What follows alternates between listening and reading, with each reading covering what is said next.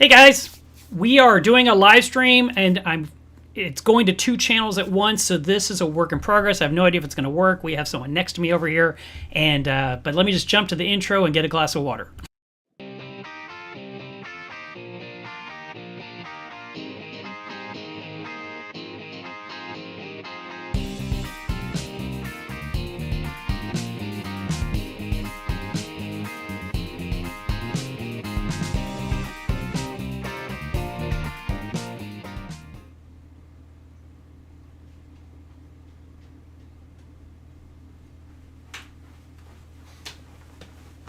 All right, I'm back.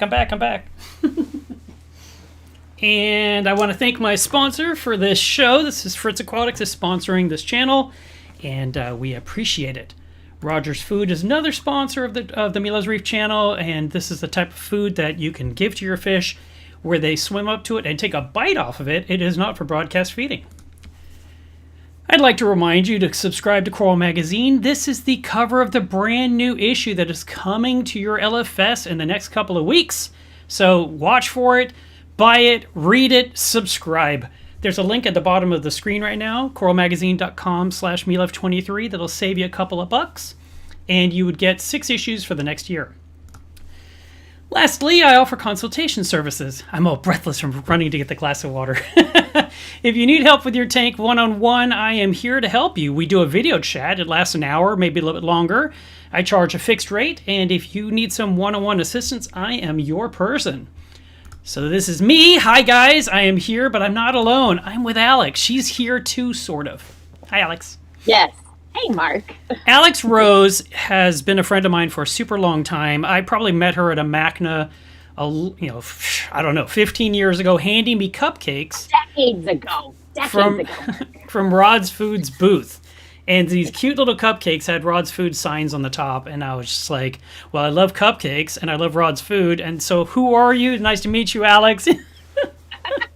And then over time, I got to know her better, through Facebook. And now I've been working with her at Coral Magazine for more than the last year. So she is super helpful. And in my phone, because she spots the most minute of errors in Coral Magazine, I've renamed her Eagle Eye Alex Rose.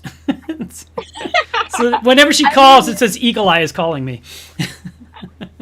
Oh, I didn't realize I was turning into a Bond villain. This is very exciting, Mark. Evil Eye, yes, no, Eagle Eye. So listen, we are going to drop into something I saw this week on Facebook. This guy shared something really, really neat, and I asked him permission if I could put it on the live stream this weekend. His name is Mike Meyer. He has a saltwater reef. Oh, we need one more slide. Dang it. All right, well, I'll have to add it live. I'm sorry, guys.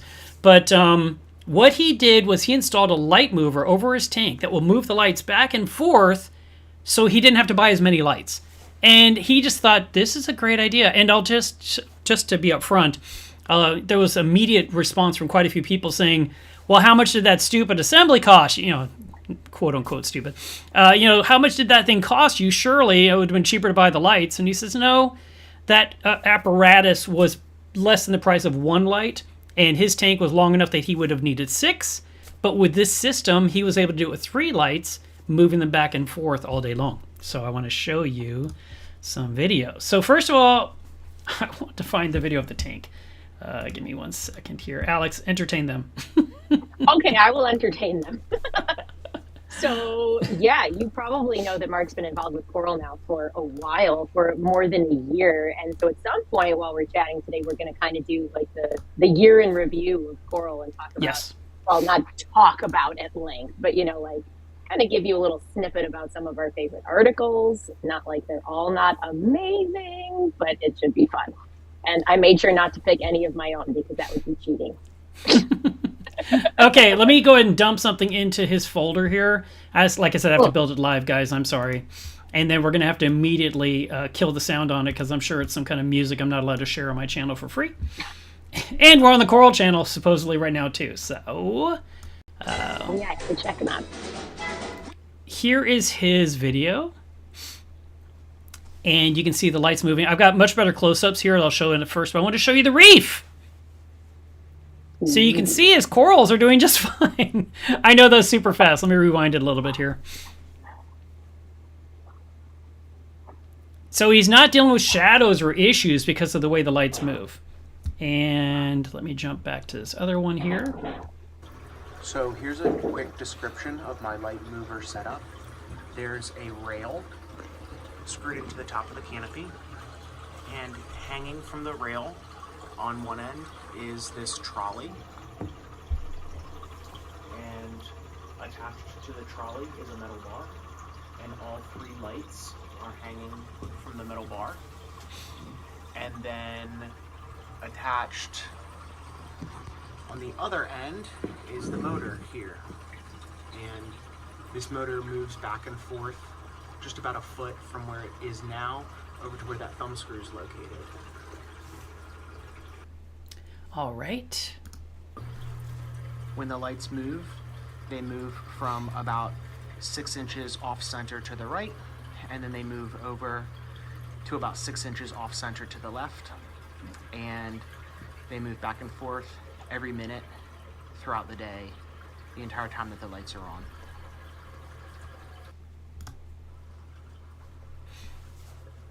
So what he's got here is a system that'll move the entire light fixture assembly, all 3 lights at once, about a foot. And they're moving back and forth every minute, like he said. So it's movement you would actually see. It's not like it's gradually crawling across the reef ever so slowly all day long. But it sure is a neat way to avoid shadow points if your lights are constantly on the move like this. And I just had to share it with you guys because I just thought that is just the coolest idea ever. There's one last video So here. when the motor moves back and forth, the entire metal bar with all 3 lights suspended from it also moves. Anyway, I just wanted to show you guys that. Wasn't that cool? I just thought, wow! I mean, I a long time ago wanted to put like PVC pipe that was bent, like a ellipse, I think it's called. And then I would mount the light on there and let the light travel over the pipe all day long to the other side, like the sun is moving over the reef. And I thought that'd be so neat if you could do that. But I also thought the logistics of that and the maintenance and the repairs, and I thought, forget it, you know. Yeah. So. That's going to break once a week. How fun. But that system that Mike found was really, really neat, and I think it was maybe around $200. And then, you know, the rest of it was just rigging it up. And then, of course, you're going to have to be aware of maintenance over the salt water, you know, the salt spatter on it. Will those tracks, if they're aluminum, will they make aluminum oxide? Do you have to grease them or grease the rollers? I mean, there's, you know, the things you're going to have to think about. Or is there something you can do for better ventilation of the canopy to keep it from getting too moist up there so you don't have condensation? You know, I mean, these are just some of the... I'm all about logistics. But I loved what he was doing, and I thought that's super neat, and I complimented him like 4 or 5 times. And that got him to send me the video clips, which was awesome. Thank you, Mike. I really appreciate you sharing that with us. I thought the audience would enjoy it. All right, our next thing... Idea. So we're going to bounce back and forth, but we're doing something called Coral, a year in review. And Alex and I picked our favorite topics for the last, actually, technically the last 7 issues. Yeah. Because you're going to get a preview of 2 stories that are coming out in the next issue.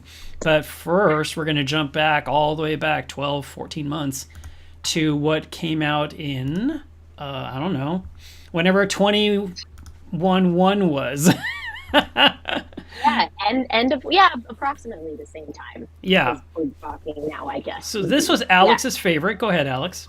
Oh, I love this one. So I think one of the reasons that I love this one is because I wasn't sure what the response was going to be about it. So Matt Peterson, who's our publisher and one of our editors for both Coral and Amazonas, you know, the freshwater magazine, wanted to do this piece about AI and the way that it impacts or could potentially impact us in the aquarium trade and the information that's out there.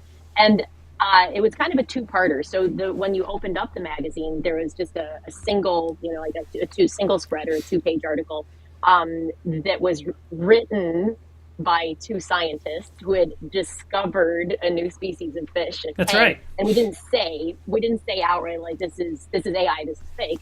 But there were Easter eggs all over the whole thing. You know, like the scientists' names had been reworked so that it was artificial and intelligence, but the letters were just mixed up, so they made real human-sounding names. Yeah. The images of the fish were AI generated. The images of the people were AI generated. So none of it was real. Yeah. And we had a lot of discussions about this because it was like, well, do we tell people right off the bat that it's not real, or do we just quietly mention it at the end? So like, are we fooling people intentionally? And it was like, well, sort of the point is to see how easily all of us fall prey to that, even those of us who are well versed in the species that are real out there. Like, are we going to look at it and just flip by and go, oh, well, that's cool, and just move on, or look closer? So that was the first little article, and then there was the big follow-up one in the advanced aquatic section that was all about just like AI generated fish, AI generated content, and essentially the major value that a print publication like Coral has in this space, because we are all here because we care about disseminating real and correct and accurate and truthful information. And that's more than I can say for every single random online resource that might be out there. So sort of just to keep your eyes open for these things. They're out there. And I really enjoyed the article. I was glad we published it.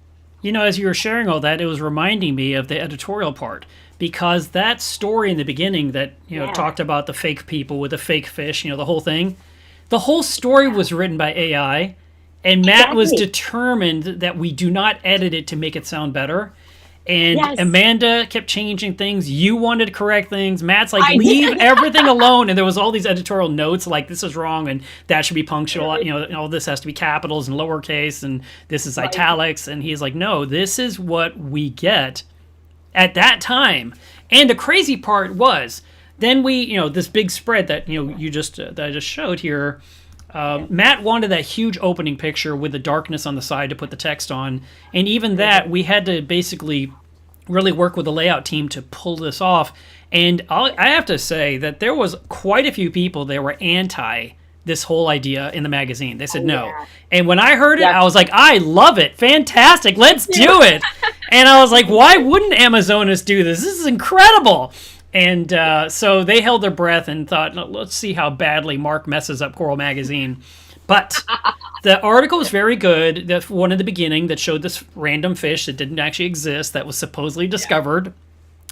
And we did have one person write in a huge email about how he was super excited and ran to his fish store to order it.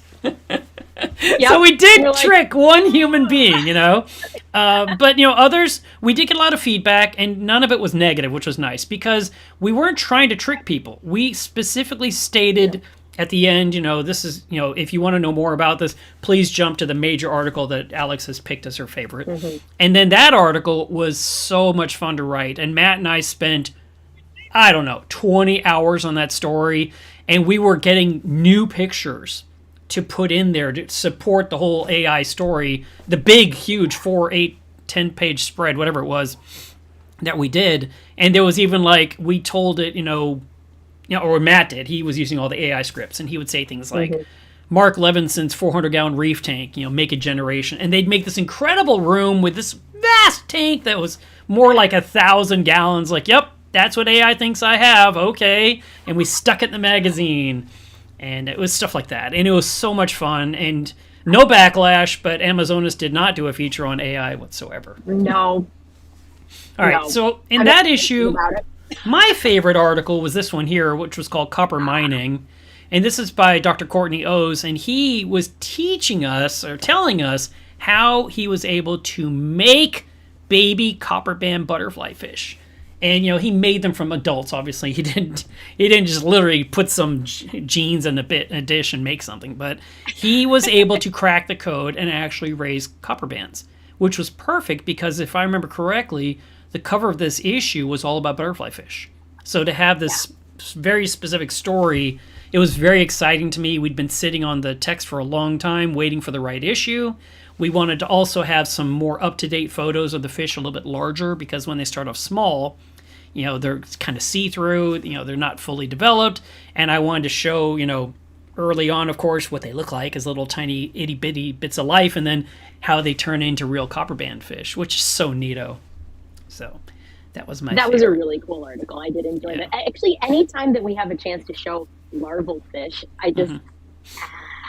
It's so right? cool. It's just amazing to see them go from these little translucent specks that are almost unrecognizable, even as a fish, let alone what kind of fish, Yeah, to then get some color, and you're like, oh, they're ready to settle. They're getting color, I and yeah, know. it's exciting. It's so fun to watch.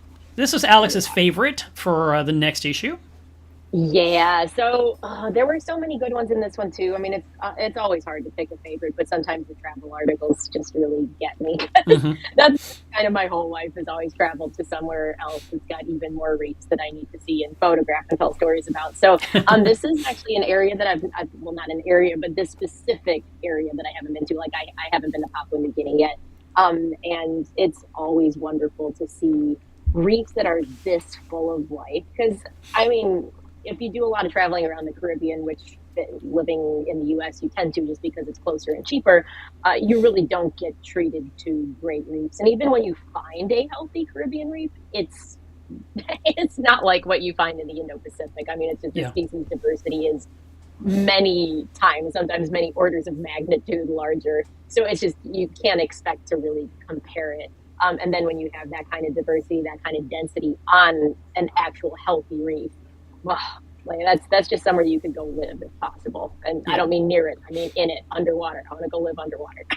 I'm a So huge I fan love of the that one. I'm a huge fan of the travel articles, and I was told, early on that if there's ever a lack of space in the magazine, the first thing to go is travel. I was like, what? It's like I mean, I don't know. It's hard to say what's the best because there's every single word matters, and at this point, I'm just Yeah, needing more paper. That's, so I can cram more yeah, information in. And fortunately, what we haven't had to do yet, I don't think, in the last year, we've never had an article go so long that we said continue reading the rest online, which I heard we nope. can do.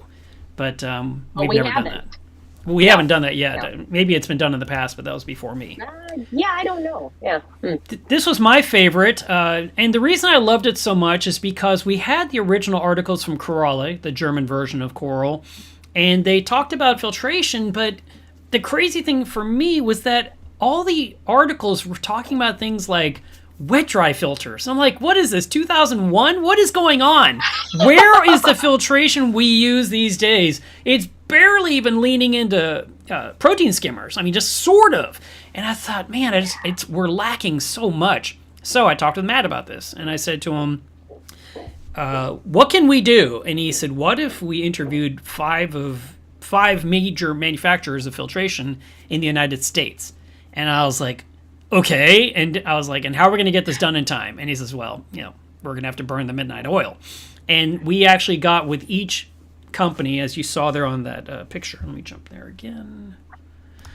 So we've got Jeff from Life Reef. We've got Steve from Bash Sea, Raj from MRC. We've got Jeff Turner from Boyd Enterprises and other companies. And then finally, we have Chris from RK2. And each of these companies features something else they do differently in their filtration. And so we did these massive interviews. And each interview phone call was like I'm talking with Alex now. I recorded the whole thing. It was 2 hours long. And then I gave Matt 10 hours of video to turn into an article, which was a lot of work. And I loved that article. It was so good. It was so in-depth. And it was that's why I picked it. And then, by the way, on the Coral channel, if you're a Coral subscriber and you haven't noticed, we already have like 3 or 4 of those 5 videos on the channel ready for you to watch. So if you want to watch those quote-unquote unedited, it's not like an article where it's literally a conversation, you can definitely do that while you're doing a water change on your tank or something like that. Yeah. All right, here's Alex's next favorite article. Yeah, so this one was great. And this one was written by Amanda Meckley, who's our other associate editor. And her and Chris run ACI Aquaculture in Florida, which I still need to go visit, which I'm sure is amazing. But this one was great, not just because it was gorgeous, because, I mean, elegance corals are just so beautiful. And you got these beautiful, beautiful close-up pictures that they took at the lab. And talked about this issue of essentially brown jelly disease and their efforts to prevent it, treat it, raise corals that just didn't deal with this issue. And it was a great look at what goes into rearing corals and what you have to do in a captive environment like that to keep them healthy, especially when they're so prone to certain issues like brown jelly. So this is the issue that article was in. Yeah, this is the coral diseases issue. This is Coral 21.3. So if you're trying to, I mean, I guess we should be mentioning if we're doing these reviews, which issue it was in. So for me, in that same issue, this was my favorite article, and it's terrible to pick this as my favorite because it was a horrible loss. But the thing is, I knew the photographer. She had shared pictures on Facebook as the coral was dying. She did like this amazing time lapse going week after week for, I don't know, 6 or 8 weeks in the ocean. And I was just like, can we get all those pictures and stick them inside this issue? Because it's about coral disease. It's like literally the time for your article. So when I went to her and said, please write it up, she basically said, well, look, Mark, I'm not a writer. I'm a photographer. And I said, that's okay. We can work with you. And she did not give me very many words to work with, which was very difficult as an editor because I had exactly the photos I wanted, but I needed a story to go with it. So I used her words and I added my own to build a nice story. We added this great graphic on the map to show you where Bonaire is, which coincidentally, I have actually been there. I went there a long time ago with Bob Fenner, and we did a dive. We did 13 out of 14 dives over the period we were there for, I think, 6 days, 5 days, something like that. And I remember when they invited me, I said, well, where is this place? And they just said, it's called Bonaire. And so I stuck it in Google Maps, and it was just a dot in the middle of water. It's like, done. Because I heard it wasn't crazy expensive. I was like, well, I'm already in then. And it wasn't crazy far away like the trips Alex goes on. So I was like, Bonaire, though, is great. I was actually just talking to somebody about Bonaire the other day, a friend who's a photographer and kind of transitioning to diving and underwater photography potentially. And they're like, well, where's a good, not expensive, but also independent? I was like, I've got it for you. Yeah. Bonaire is the perfect place because, like you said, it's not that far. It's not hard to get to. It's right above Venezuela. It's in that little ABC section of Aruba, Bonaire, and Curacao. Yeah. So easy to get to. And, it doesn't have the wind problem that Aruba generally has because it is brutal, which doesn't make for great diving because, the surface waves really churn up the diving, especially for shallow. So, yeah, Bonaire is great, and it's just really independent. You can rent yourself a truck that comes with your dive rental, everything, and just drive your butt to a dive site and get in and spend as much time as you want to. That's perfect. There's something like... There's like 50 or 60 dive sites around this island, and you're just basically driving down the road in your rusty truck because they're all rusting from the salt, and you're looking for a yellow rock. And if there's a yellow rock, that's where you're going to walk into the ocean and dive. I mean, there's no effort. You literally just go to every yellow rock and go in and just enjoy yourself. And Bob and I did some shallow dives, and we did some deep ones. I got to tell a story really fast, and then we'll keep going. It's my favorite story with Bob Fenner because Bob invited me to dive with him many, many years. And every single time he invited me, I kept saying how much it was going to cost. Sorry, it's just how I am. I'm just like, I need to know the dollars. And he kept saying, oh, it'll be fine. And I was like, that's too vague. And I'd blow him off. But then this trip happened and I went. And I told him I want to do a night dive. And he says, oh, absolutely. Well, I had bought myself this amazing light kit. I think the company's called SeaTac or something something close to that. And and it even said on them, do not turn them on unless you're submerged. Like, don't even test them on air because you'll burn them out. They'll overheat, I guess, or something. So I got these amazing lights, and I rigged it up to this assembly with my iPhone in the middle in a case, and I dived down, and, I'm using during the daytime. But now it's our night dive. And Bob goes in with this huge gear like Alex has, and you're going to see her gear in a little bit here when we show the pictures. But he had this thing with like a strobe, which I think would be like a flash going off, and then he had a light. And he just went off into the ocean, and this was a nighttime dive. So my friends, Misty and her husband, were up above on a deck drinking margaritas or something, watching the light go into the ocean. And then I went in with my lights, and I turned them on, and it was like turning on the high beams of your truck. It was like the sun. I was just like, boom. I could see everything everywhere with my lights. I was like, wow, this is really bright. And the reason I laugh at this is because Bob said, stay away from me with those lights. Because he said, I'm not going to find anything in the ocean because you're going around like a huge ball of fire. And I just cracked. I was laughing underwater how bright they were. And I switched them down to the lowest setting. And it was still, I was bright where Bob was like this dim little light bulb from 1810. You know? From 1810. It was just like you had a candle. And I had like the Tesla, version or something, It was just insane. And it was fun because I did see everything. And I had something really cool happen because they said when you night dive, you have to watch out for a certain fish. And it would follow you over your shoulder because you had the lights and you would light up potential food and they would jump over you and eat it. And with those lights I had, nothing was near me. Whatever that fish was, that predatory fish was like, nope. And, other fish that were sleeping under the rocks, I came with my big high beams, and there's like... The poor parrotfish. That was so bright. I'm seeing spots. Anyway, it was great. It was great. So I was super excited to do the Bonaire story. Sorry, I really digressed there. But no, Bonaire is awesome. It's such a fun place, and it's a great... That's the thing that's cool about it, too, is like it's fun if it's your first dive trip, or if you've done 150 dive trips. Like, it's always cool, and it's so independent, and especially for a photographer, it's, like, ideal. To just pull up, take your time, dragging your stuff and yourself into the water, and spending as much time as you need till you just run out of air. And it's like, oh, this is good. I like this. Yeah. Okay, so this is Alex's next favorite article.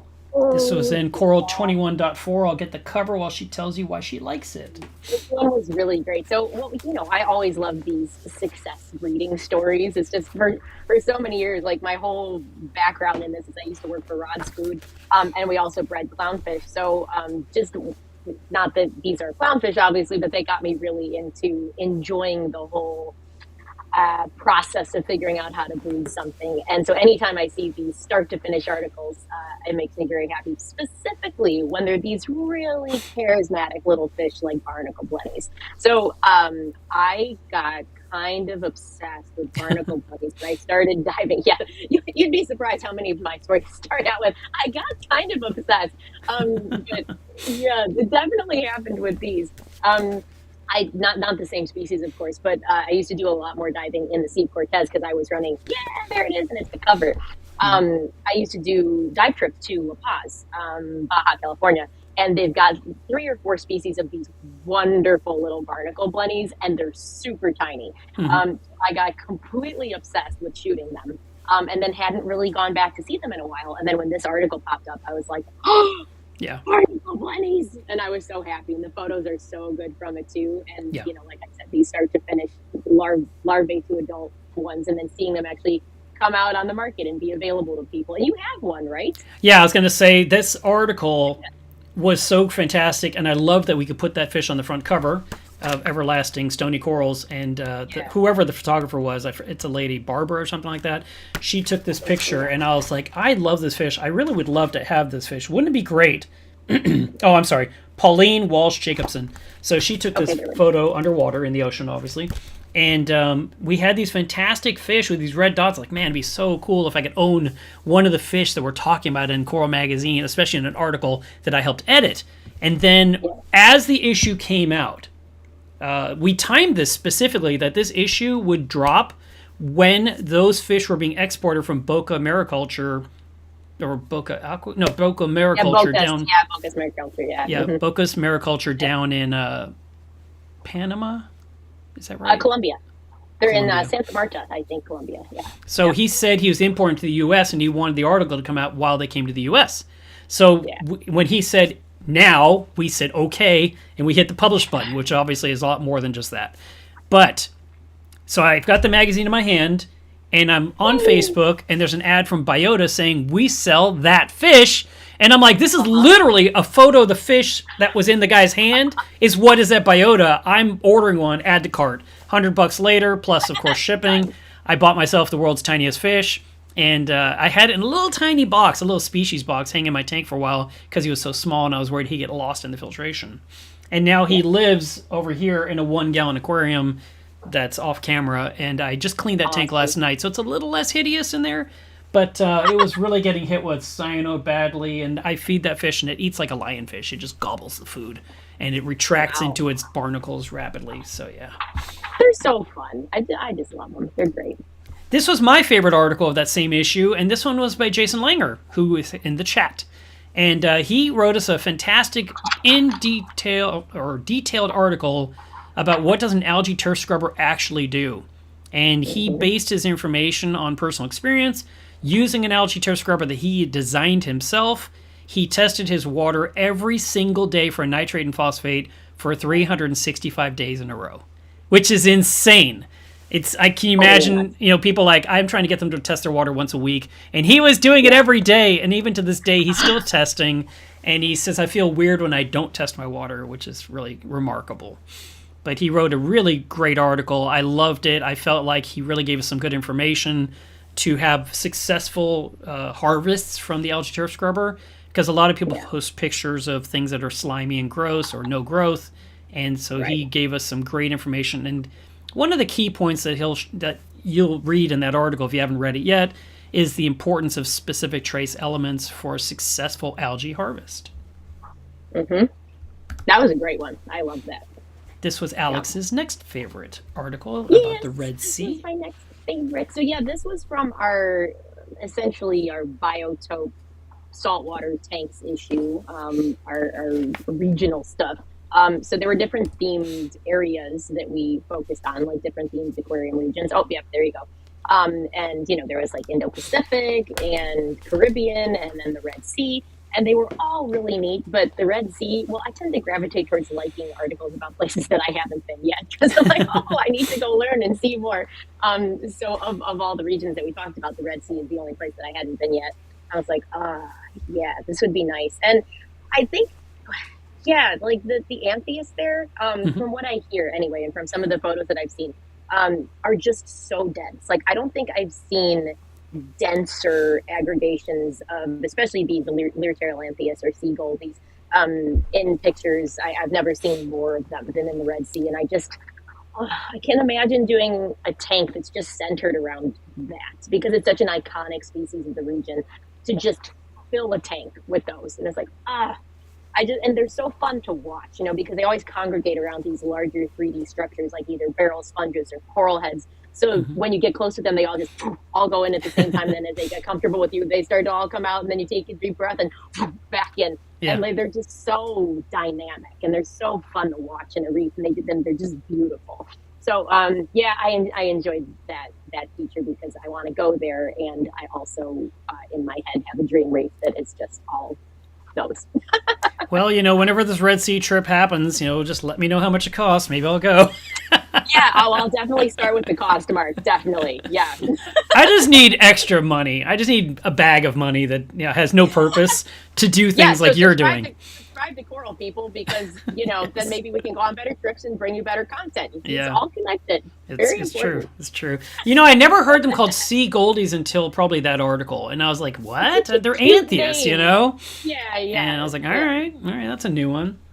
Well, they're such a common fish. I mean, squamopinnas are all over the Indo-Pacific and just the Pacific in general. It's not like it's an uncommon fish. They're just in densities. They're like that. Yeah. They're so beautiful. And the rule is that you feed them repeatedly every day if you want to keep them.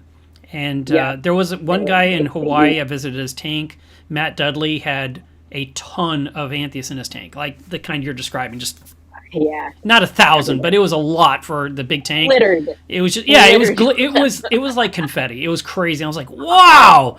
And he was maintaining perfect water because he had an SPS reef under all those fish, because he was running this really disgusting filter in the back that used not acetone, but something along those lines, to just like destroy the nitrate issue. It was a thing, and I can't remember all the details, but I remember going, I would never put that on my tank. I'd rather do a sulfur reactor or something. Yeah. But it was something neat, and it was working for him, and I was like, wow. The results were incredible. All right. This was my favorite article from that issue, and this is the Sunlit Reef tank that is also based in Florida.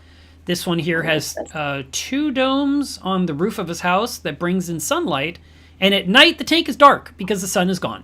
I mean, it's literally like that. And he only this year, 2024, added some lighting for evenings or if he was going to have people over for dinner so that they could enjoy the tank. But he actually enjoys looking at his tank under completely normal sunlit conditions. Nothing's glowing. He doesn't get any corals that are going to fluoresce under blue because he has no blue. He has sun. And so he's kept all kinds of different corals in there over the years. It's not a new tank. It's probably been running about 10 years or so. And this was a tank that he set up with his wife. It was actually, she loved to dive with him, and at one point she became very sick with cancer.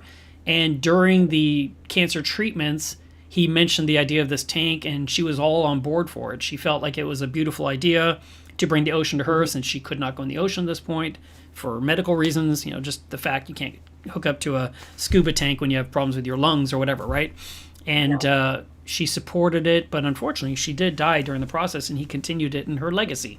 So it's a beautiful article, a beautiful sentiment behind it, and it was. I remember Alex said, "I'm reading this article over here for you, Mark," and I'm over here crying my eyes out. I was, and I was like, "It's a good story." Yeah, I was like, if I needed to top off the tanks, I should have just stood over them while I was reading the article. I was like, oh my god. Yeah. No, I really liked his, and he wrote a really nice story. It was really good, and I was glad that it was featured in Coral. Me too. Then Alex picked this one of all ones: starfish, sea stars. What? Yeah. Oh, yes. Big debate: starfish versus sea stars. Oh dear. So, yeah, that is actually one of the little sidebars, and there is talking about, like, do we call them sea stars or starfish? What's actually correct? And I was like, well, neither are incorrect. It's just more scientifically accepted to say sea stars at this point. But I mean, it doesn't really matter. We all know what we're talking about. So, I liked this one just because I've seen this happen live on reefs. So, healthy reefs with fully functioning populations where everything sort of checks and balanced properly, you don't get overrun with species like this because they are highly predatory. So these guys are venomous. They eat coral, especially hard corals. They particularly tend to like things like acros. And if you have a population that's not controlled anymore, it absolutely explodes. And while crown of thorns sea stars are really beautiful, they can decimate reefs in a very short amount of time when not controlled. And in general, people have to go in and remove them when they get to that point. And I'd seen this on a reef in the Philippines that had recently had a bunch of them removed, but you could see so much coral damage from where they were. Mm-hmm. And, it's a combination of them not having natural predators, because of course, not a lot of things eat these. And that is across their entire life cycle. So it's not just predators as adults, because obviously not a lot of things can eat anything that looks like this. And I think Triton's trumpet is the only real major predator that they have. It's this giant snail. They can manage to eat them, but pretty much nothing else. So you're relying on things that will eat them in their larval or smaller stages. And if you don't have enough fish on the reef to do that have been removed or lost for a variety of reasons, you're going to have a lot of trouble on your reef. So it was a really well done article, just a lot of detail and more than I knew about individual species that were out there. So I learned a bunch, and I always enjoy articles when I find something out that I didn't know. Yeah, I learned a lot too. Matt and I were doing a lot of homework on that story because we wanted to make sure all our facts were straight, make sure it made sense, and flesh out what we felt was missing in the original content. And, we debated, when is it an outbreak versus when is it just considered an okay amount to have on a reef? Right. Because you hear these stories, like with lionfish invasion. So now they're hunting them down, and they pulled out 1,200 lionfish today. And we found stories where they pulled out, I don't know, I'm just paraphrasing, but I feel like it was like they collected 1 million crown of thorn starfish. I'm like, 1 million? And you're thinking, well, how many were actually out there if they got 1 million, But Right. the point was, back in the 1950s, 1960s, there might have been 6 to 20 of them on a square kilometer, which is obviously smaller than a mile. But nowadays, it's like, are there 500 in that area? Is that considered an outbreak, or is that the normal level? And then when is it too many? And then which ones? And then there was even one that wasn't considered a crown of thorn, but then it was, and then it wasn't, and science is debating it because it didn't like SPS corals. But now it seems to someone discovered them eating one. So was it eating one because it was opportunistic and it was just sitting on one, so it had no choice? Or was it, does it really prefer softies, So Yeah. there was a lot of research in that story, and it had a lot of detail. And I remember even as we were going to print, we were still like, "Is that correct? Do we have to make a change?" Because I know we changed. we that want to one make a sure bunch. everything's accurate when it goes to print. Yeah. Okay, the next one. Let's see, this should be. Oh, What we just was did yours, your so this one is favorite? mine. Yeah. So Yeah. this one here is my Aw, favorite of that issue. This was the one about the black tip reef shark. And what's funny is it's not in the opening picture. I mean, you would think that's where the shark belongs. But as you go through the story, you'll see the shark in several different images, including the background behind aquarium details.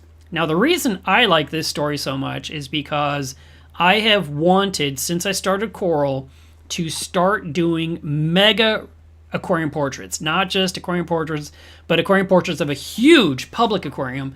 And I said, why aren't we featuring a few public aquariums in Coral because not everyone can travel and they're not always able to go places. So if we can bring this exhibit to them in a magazine, they could see it. And if they really like it, they could make plans to travel and see these destinations.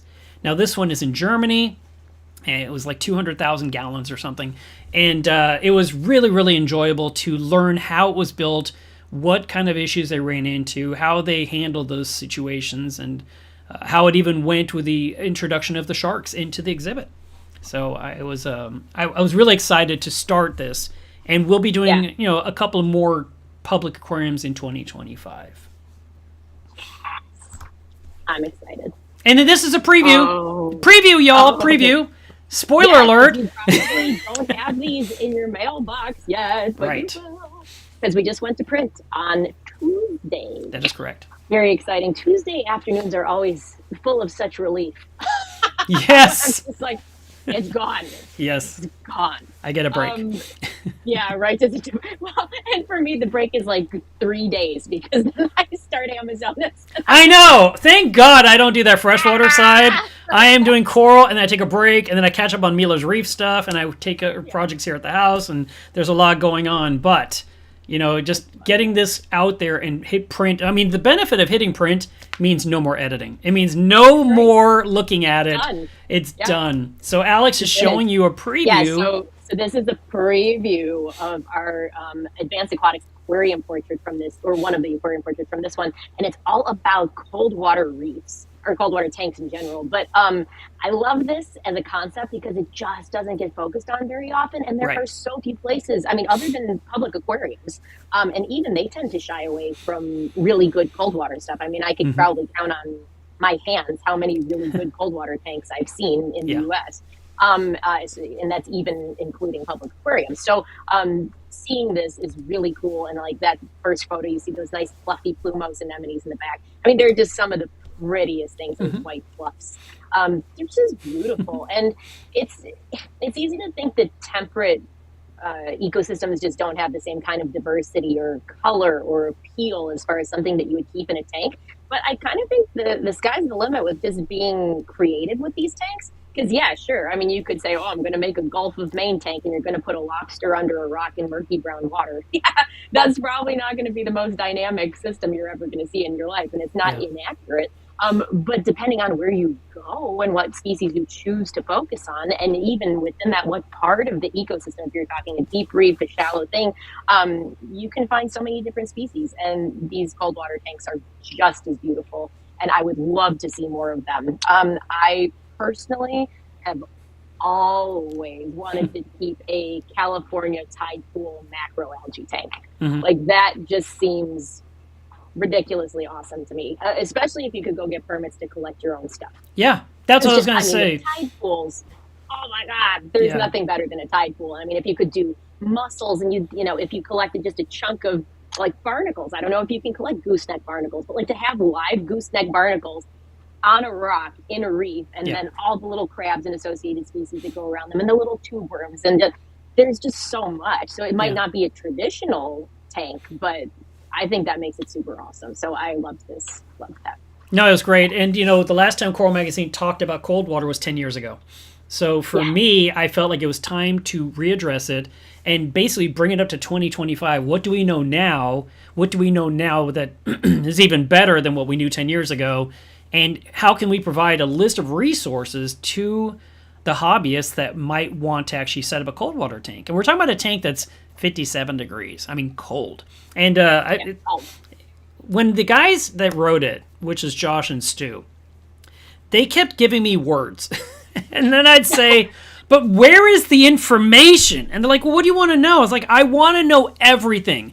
I know nothing. I want it all. This is the story for the first time in 10 years where you're going to bring us up to date. And so they wrote everything, and then I came back and said I need more. And I kept working with them for a couple of weeks, to really get more information. 2 days before print, Matt's like, what about plumbing? What about the sump? What about this? What about that? Are those things sweating? Is that a thing? And I'm just like, I'm sweating. I'm like, how is that not in the story? So I go straight to them in a chat, and I'm like, Matt has questions. And they're like, well, I use Schedule 80 plumbing. I'm like, why is that not in the story? And they're like, oh, I don't know. And so I'm just like, So I had to go in and trim out something and slip in. I said to him, what can you tell me in 26 words? Because it had to fit the spot. I did not have room to rearrange an article 2 days before print. We had to work with if we're going to trim out these 26 words, we're putting in 26 new words. They got to talk about this PVC plumbing that will never sweat. Go. And so we tweaked it. We worked on it, and we got it. And I mean, to be honest, I bet there's 40 more things that they did not bring up that they could have that would have helped. But they run a saltwater group for cold water people, so you can definitely reach out to them if after reading the article and getting all the insight and following the resources. If you're wanting some one-on-one help, these guys are there to help. So very exciting story that's coming out the end of this month, early part of January. And then the other story that I picked as my favorite, you won't believe what I picked. And Alex is probably like, what did he go with? I went with this one because I wanted a story. This whole issue is about rock. And we have 6 articles about rockscaping, how to cement it, how to connect corals to rock. I mean, it's the whole thing. But there was this one thing that the magazine was missing. And we actually introduced a new writer for Coral Magazine for this issue, Hillary Jaff, who goes by Waterlogged on Instagram. And she does videos for saltwateraquarium.com, and you probably know her. And she put together the text we needed for this story about shopping for reef rock in 2025. So it's basically a buyer's guide of all the places to either get live rock or dry rock or resin or ceramic. If we could find the information, we put it in here, and there's 13 companies featured. And it came out really, really nice. And I love this opening picture that came from Carib Sea, where I put the cute little adorable caption that says fish and corals not included, which is sort of like batteries not included, that kind of line. And I just love that little line, and the layout. People are like, what does that mean? I'm like, just leave it. Just leave it. People will get it. They'll understand. I know they will. You always have my silent support, Mark. Like, if you ever, I usually don't outwardly say it, but I'm behind the scenes being like, yep, that was a good call. Good call. Well, I appreciate that. All right, so that's the end of Coral in Review. I'm not going to stop that stream going to the Coral channel. We're just going to keep going. And so now we're going to jump into a new topic, which is about the brand new exhibit at the Shed Aquarium, which is in Chicago. And this is a spot where Alex apparently gets to go in the tanks. Yeah, I used to. So I'll tell you a little bit about that. So I grew up in Chicago. So Shed Aquarium has been my home turf aquarium since I was a kid. Some of my first memories, I think, were from Shed Aquarium, and I always have just loved their tank. So I grew up watching and loving this tank that I'm currently in, which has recently been removed.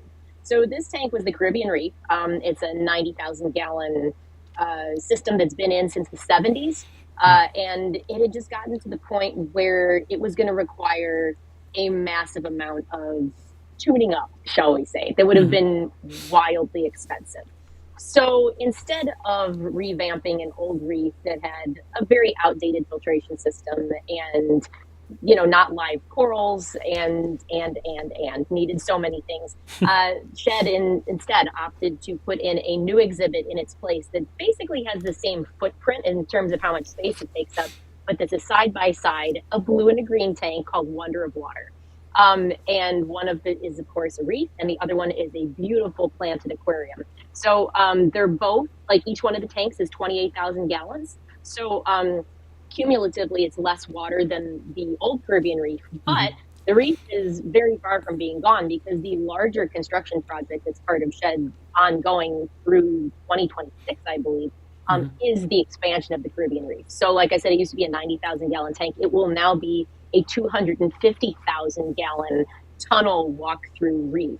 Wow. Which should be really wonderful. I've only seen like little schematics of it, but it looks like it's going to be just great. So even though it was kind of hard for those of us who were divers in the Caribbean reef to see it go, it's been turned into something truly beautiful, really innovative. What a gorgeous design, and so much dang work.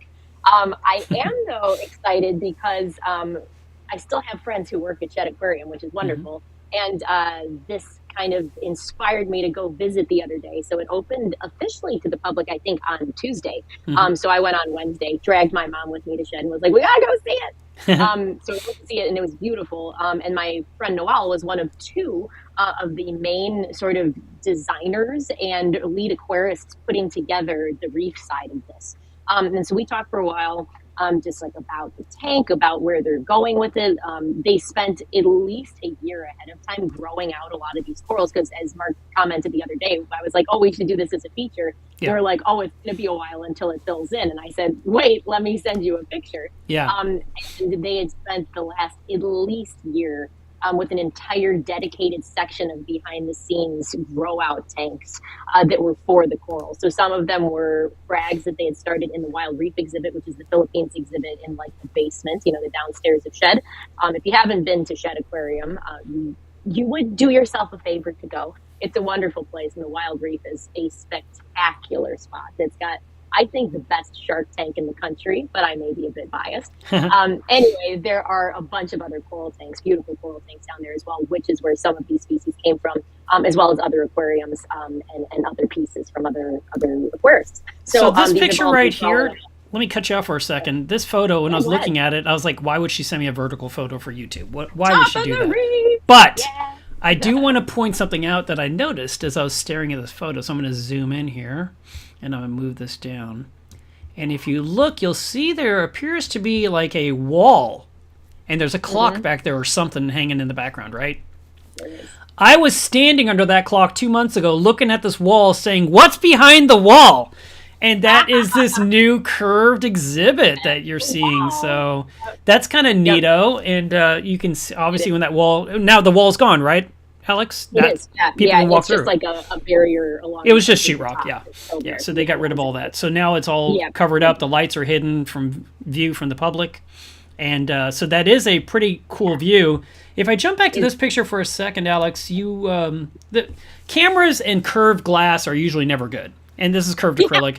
What's it like to the human eye when you're looking through the concave and convex glass or So it kind of depends. Yeah, it depends which part of the curve you're in. Like, of course, in the curviest parts, it is slightly distorted. But there are these huge swaths that are kind of just more sweeping, not such a major curve to them. And they're really beautiful. The curved in has less of a distortion. So like the concave is less distorted than the convex, which is not horribly surprising. But it's really beautiful to look in. And as you can see, I mean, it's got a lot left to go. They haven't put any of their big acros in yet. Those are all still waiting.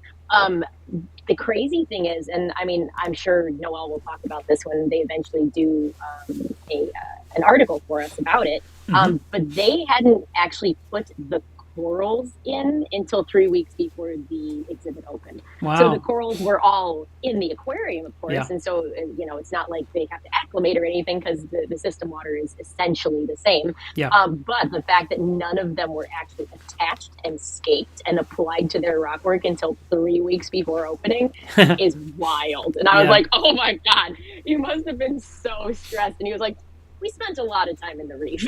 Like, and some of those are pretty big. You can see some are big. Quite large. And which is nice. My next comment to Noelle was, I'm guessing this is not going to be a volunteer diver location. And he was like, oh no, nobody but me. And I think his partner in this whole thing was Brett. So it's basically him, those two aquarists. It is Yeah, their two job. guys get to work on this That's tank, it. and no one gets to mess it Yeah. up. Well, because like, can you imagine if a volunteer diver like went in, wasn't paying attention, and like smashed one of those Yeah. plates? Yeah, I can. Oh my god, I would die. Yeah, And yeah, so I thought, yeah, I understand. I would be very protective over this reef. All right, so here is the other wall I meant, again, hiding in the background behind the sheetrock. I'm so sorry you have to see this, Mark. Oh, it's gone. Look, I killed it. Let me undo that. There we go. My bad. I'm sure that wasn't intentional. Oh my gosh, such an accident. Oh, geez, whatever, Mark. Freshwater, ew. I'm watching you.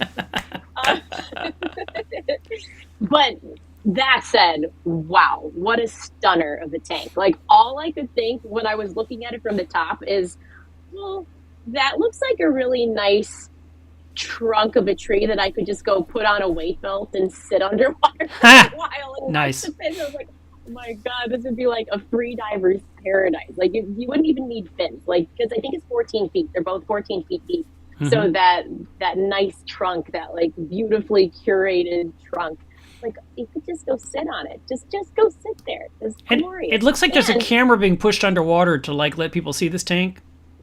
Yeah. So there are little periscopes on either side where you can view the tank, like essentially through a periscope, and that's what you're looking at. Oh, where okay. You're looking at it directly into the tank. So it's really cool. Yeah. And I know you can't see it in this picture because these are actually all phone pictures. I plan to go back and take proper pictures at some point.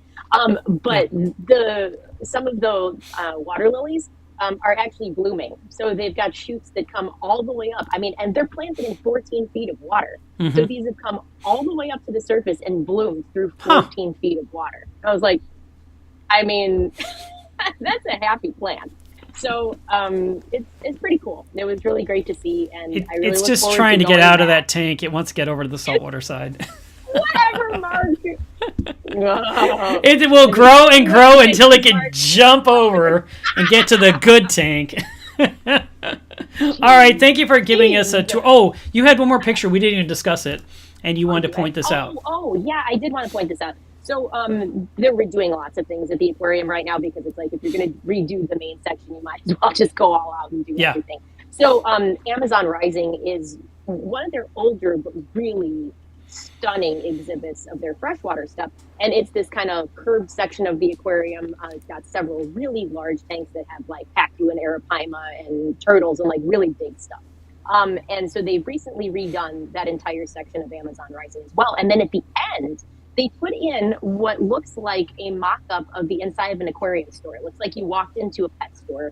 And they've got these little tanks set up with freshwater, and then they've got all the signage that's about being a conscientious pet keeper. So it's like, if you're thinking about purchasing a pet that comes from this part of the world, think about where they're coming from, how they're being harvested. Are they captive bred versus, wild caught? Can you afford them? Can you put them in the right size tank? What are you going to feed them? So it's like all this really great messaging about, like, if you're going to keep these animals, make sure you think before you buy, and like be very conscientious about what you're going to purchase, and make sure that you're going to take care of them. And I've never seen, and I could have just not seen it yet, but I've not seen in any public aquarium an effort to really do any messaging around pets and like the pet trade.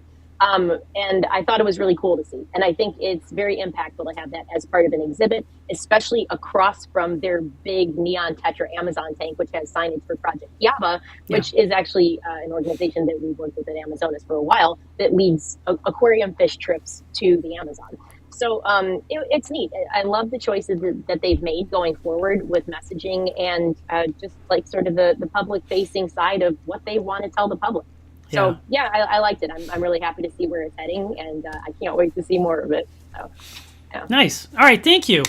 Our next topic, because we can't end this show, is going to be a trip to Indonesia with Alex. So this is sort of like getting the travel story without having to read it. Or without me having to write it. So and she gave me a ton of pictures. She says, you can use what you want. I was like, I put them all in the show. So, I mean, we're just going to go with it. I was not expecting that. I was so I'm just going to put pictures on, and I don't know, you could just say things like next, or you could do a clicker like a dog. Okay. Clickety, clickety, and I know to go to the next one. Yeah, let me get my clicker. Sorry, I don't have any treats for you, Mark. I can't click. No treats? Oh, no. But I'm assuming this is you. So... Yeah. So Where are you? Indonesia's huge. It's the Coral my Triangle. camera's as big as me. Yeah. Yeah. So this was. It looks ridiculous. Yeah. So one of the other, I have a lot of jobs, and I work for another magazine as well in Australia called Ocean Geographic. And part of what we do is run expeditions and publish books in addition to a magazine. So we've been wanting to do a book for a while called Souls, which stands for Stories of Our Ocean Legends. That features people who we are very lucky to have who are still alive in the industry, because so many of these times you want to go around writing biographies about people that are already gone. Yeah. And I'd much rather it be an autobiography. So we put together a trip with some really awesome people. The lineup is Sylvia Earle, Michael Au, Richard Pyle, David Duboulet, Jennifer Hayes, and Brian Green. So I'll give you a teensy bit of information about these folks. So Sylvia Earle, in case you don't know who she is, she's probably the most well-known oceanographer in the world. She's currently 89 years old, which you would never, ever, ever know. She does more dives than I do when we're on trips, which is just mind-blowing. But she is 100% hands down the reason that I do what I do with myself these days. I met Sylvia when I was 9 years old, and she had just come out with her book Sea Change and had just come off of an appointment as the first female head scientist of NOAA, National Oceanic and Atmospheric Administration, back in the 80s and early 90s. So Sylvia's amazing. She has a lot of influence in the ocean community, and her daughter, Liz, runs a submarine company in Alameda, California called Deep Ocean Exploration and Research. So Sylvia's amazing. She came with us on our trip, and she had to be the main person that we talked to because she's the most amazing. Nice. Next is my boss at that magazine, Michael Au. He's a pretty famous underwater photographer based out of Sydney, Australia. And so he was, of course, with us on the trip, and he was one of our featured folks in the book. Then there's two teams. So we've got Richard Pyle and Brian Green, who I'll bet a lot of people watching this probably know of them. Yeah. They both work at the Bishop Museum in Hawaii, and they do incredible deep diving. So their whole thing is to document biodiversity on deep reefs. So they dive on rebreathers, which are very specialized gear. I'm not a rebreather diver. I might be someday. But in general, it just allows you to stay much longer at greater depths. So, for example, they will pretty regularly go to 400 or 500 feet on, we're not talking about them being in a submarine. This is on a closed circuit rebreather. So they're breathing mixed gases, but of course they're still on air and still on scuba, which is incredible. I mean, there are probably a countable number of people in the world who are even capable of doing the kind of diving that they're doing, let alone going down there with, like IMAX level film production capacity and collecting gear. They're just unbelievable. Richard That's what I was going to say is that, they go down, they film the most amazing footage, and he shares little 9-second clips on Facebook. I'm like, what are you actually doing with this footage? Like, what is this? I feel like a movie is coming. There has to be. A movie is coming. Yeah. A movie is coming. Okay, and they run an organization through the Bishop Museum called Export, and its entire mission is to document deep reef biodiversity. And there will be a film that comes out about it and what they do and the work that they've done over decades. Because, considering neither of them are old, they've both been doing this for so dang long. Yeah. And hopefully we'll continue to. And they both have a kind of crazy background because they both got bent pretty badly, really young, especially Richard. Richard's story of recovery is unbelievable. I mean, he was completely paralyzed after he got bent and spent a year in and out of a chamber, a recompression chamber, kind of getting his life back on track. Wow. And naturally, the doctor said, "Don't you dare ever even think about diving again." And he was like, "Okay." And he still dives to this day. Proceeded to do precisely the opposite, which is like do the deepest, craziest stuff. But the whole thing is that it's not crazy when you know what we're doing.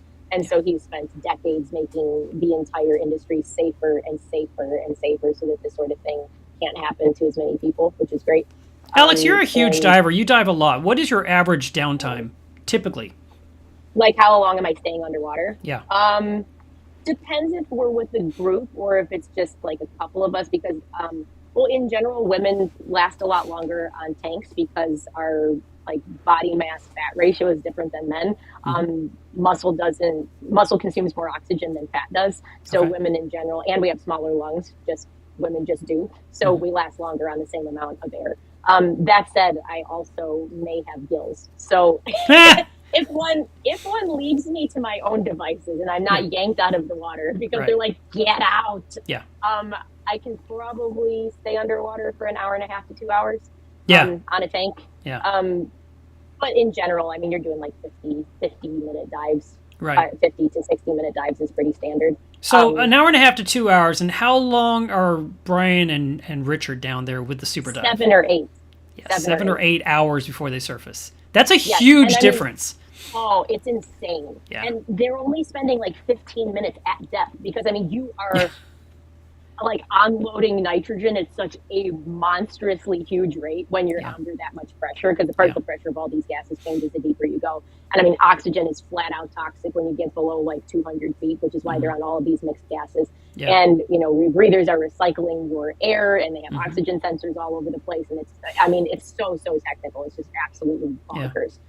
But they're amazing. And I mean, they just do incredible dives. And their commitment to being underwater for insane amounts of time is just mind blowing. So they're awesome. Right. So Richard and Brian, and then the last two that were featured in our book are David Duboulet and Jennifer Hayes. So they're probably the two most well-known underwater photographers from National Geographic. Oh, okay. David has had more covers than I think anybody, or he's in like the top few of the most covers of National Geographic ever, which is an insane thing to be able to say.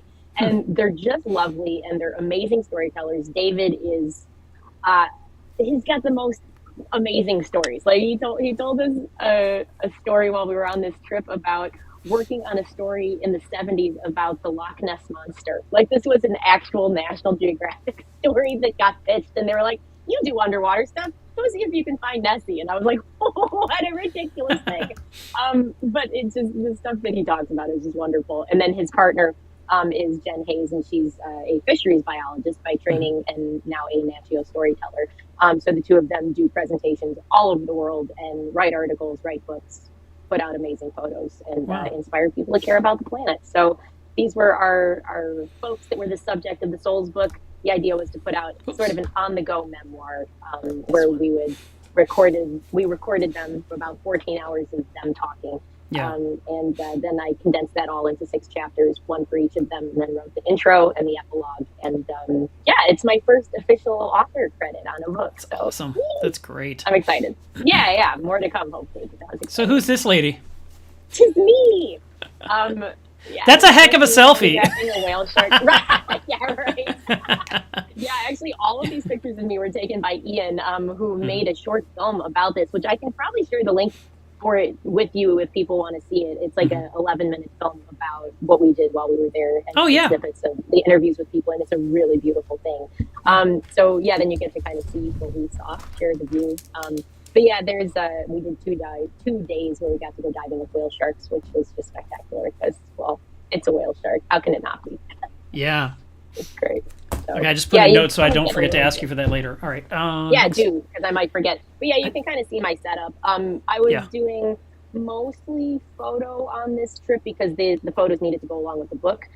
So what I've got in there, and Amanda asked this earlier, I brought a Sony A7S III. So I've currently got a mirrorless camera for the system, and it goes inside a housing. The housing's made by Aquatica, which is a Canadian company. And then I've got 2 big strobes on the sides. Those are iFlight strobes, and you see it's got a big dome on the front that is an 8-inch dome port. For wide angle, you're always going to be shooting with a dome. For macro, you do a flat front port so that you don't distort the image. But most of what I did while I was there was wide, and then it also allowed me to shoot video. That's why I brought the Sony. My preferred camera, actually, for photos is a Canon. I've got a Canon 5D Mark IV.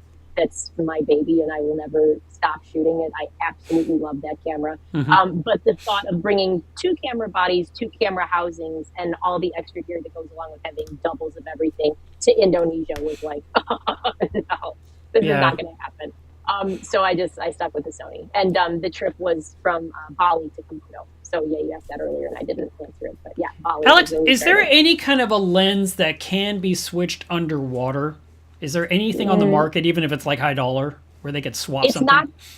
You're not going to go from wide 2 macro. Yeah. But you've got, wet lenses that you can slap on the front of something. Those Uh-huh. are an option, but you're Like a you're filter. still going to have like a basic lens underneath Okay. it, like maybe say it's 16 to 35 or something. So you can do something that's going to get you closer up, like maybe you can do portraits or something with it, Yeah. but you're not going to go from like, a 14 to 24 wide to Right. a 90 macro by slapping a lens on the front of it on the outside. Like it's Yeah. it's a dream, but Right. it's only that, a dream. Yeah, so you basically, if you want to switch, you'd have to ascend, dry everything off, open up the case, Yeah. get the camera out, Yeah. swap the lens, Yeah. put the case on. Yeah. Maybe there's a new cover on the front because it's a different shaped lens.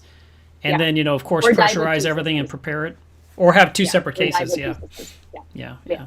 Which is what David and Jen do. David and Jen always, well, I mean, the 2 of them usually try to do like one of them macro, one of them wide, which is great. Yeah. But if you're the only one diving, Yeah. you can just drag 2 cameras. I mean, it's ridiculous. Well, no, I mean, I remember going to a wedding once and I saw the wedding photographer. She had 3 cameras on her body. yeah, they're- and she would just yeah, grab yeah. one and shoot, and then she would literally Yeah. let go of it. And I mean, Yeah. this was crazy. The woman would take the. Hang on, let me throw this on the screen here.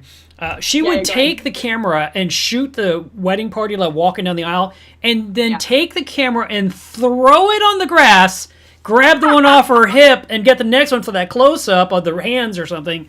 And then that kid went down to sling, and she pulled up a third one, and she would do the shooting. But there was like someone handing the one off the lawn. I had never seen Right. anyone throw a camera down. Wedding photographers are feral. I don't know how else to say it. They just are. You have to be though. Feral. I mean, if you're gonna deal with a wedding party and not go completely insane, you have to be feral. for So sure. tell us about this nudibranch. The reason I want you to tell us is because I know they're usually really, really, really small. So could Yeah. you tell us what size this might have been? Is this one of the tiniest ones? It's not one of the tiniest ones, but it's also not very large. This was probably an inch, Okay. maybe an inch and a half. Yeah. So I mean, it's seeable with Yeah. with normal human eyeballs. Yeah. So you don't need go-go gadget eyes to see it, but it is easier. So a lot of the substrate around Indonesia is kind of muck. Like muck diving is what Lembeh and some of those areas are known for. So this was kind of like volcanic sand. So it's everything around there is volcanic. Everything around Komodo especially. So it makes it a little bit easier to spot some of these species because they do, at least if they're bright like this. And have Yeah, this something one that stands stand out. Yeah. Yeah, they really stand out. And I just love nudies because, I mean, when you look at them, everything about them just screams, don't eat me. Good point. You look at it and you're like, good Lord, I wouldn't want to munch on that. Like, unless I wanted to die rapidly or hallucinate for weeks, then I wouldn't want to eat this. It's like, Yeah. they're just so good at advertising that you shouldn't eat them. I And know that mantis there's shrimp- really small ones, that are so small, they're like smaller than your fingernail. And these guys take pictures and they look enormous, but then you find out they're actually a speck of life that they found in the rockwork, Yep. Well, I didn't even have a lens that was capable of shooting some of the ones that I saw. And I had a 90 macro on, like I would have needed at least like a ×2 diopter if I even wanted to get close to it. And the Shaun the Sheep nudie, which is that really cute one that's the photosynthetic one. Yeah, like my pinky nail would be a large specimen. That would be a large Shaun the Sheep. And That's I remember being absolutely floored when I realized how tiny they are because you only ever see great macro pictures of them and you're like, oh, it's probably like, Right. Alicia or something like that you're going to get in California. No, absolutely not. It is minuscule, good darn luck finding one. So, yeah. Luckily, I've got those eagle eyes, Mark. So You do. I lost my spot. Hang on, let me find that. Let me find where we were. Here. There we go. So we got this mantis mantis. here. Is this the Mantis. same one by any chance that came out? So no, so this is there are 2 different species. The first one is the pink ear mantis, and then the second one is the peacock mantis. They're both same genus. They're Odontodactylus, I think. Both of them. But they're really fun. So like peacock mantis shrimp, I don't know. They're kind of a holy grail for photographers, but not just out and about running around like this. Ideally, what you want to get is a female with eggs because their egg mass is this like bubblegum pink, like gelatinous mass, and it's just so cool. And I've still still never seen any mantis shrimp with eggs, and this makes me very crappy because I feel like the ocean is plotting against me every time I go down. I've seen that picture many times. I know exactly what you're talking about. They're like hugging so the eggs awesome. in their Yeah. hands, their Yeah, claws. because they just, it's Yeah. so cool. But yeah, I absolutely love mantis shrimp. I used to have a peacock mantis shrimp that had come in on Live Rock accidentally. It was a hitchhiker at one of my local fish stores. And it had like shell rot and the whole thing. Like it was not in good shape. And they kind of were, they would always just call me if weird stuff came in because it was like, well, Alex will probably take it. And I was like, yeah, I mean, okay. And I had a random 20 long in my room that had been like a reef before that, and I'd never really gotten around to taking it down. And I thought, okay, so we'll just turn it into a mantis only with live rock tank, and that was it. It was just like super deep sand bed, like ridiculously deep sand bed. Because this is the thing with mantis shrimp, and you keep them in captivity. Like there have been reports of them breaking glass, but I don't think it's like them going up to the glass and punching it. Like I think it's them digging, because mantis shrimp make these U-shaped burrows that go into the substrate, and if you only give them 2 inches of sand, well, it's not enough. Like that's not enough. And I think they probably smash at it and then make a crack in it, and then it starts leaking, and they're like, oh, they broke the glass. Like, well, yeah, I don't think it was to get out.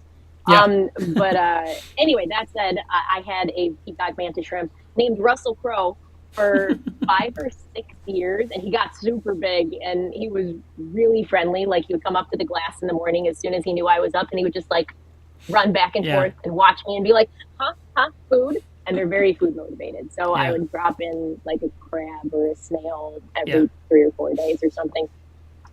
He couldn't be trusted with moderation, because initially I thought, oh, I'll just stock the tank with crabs and snails, and he'll just like slowly work his way through them. Yeah. No, total murder spree.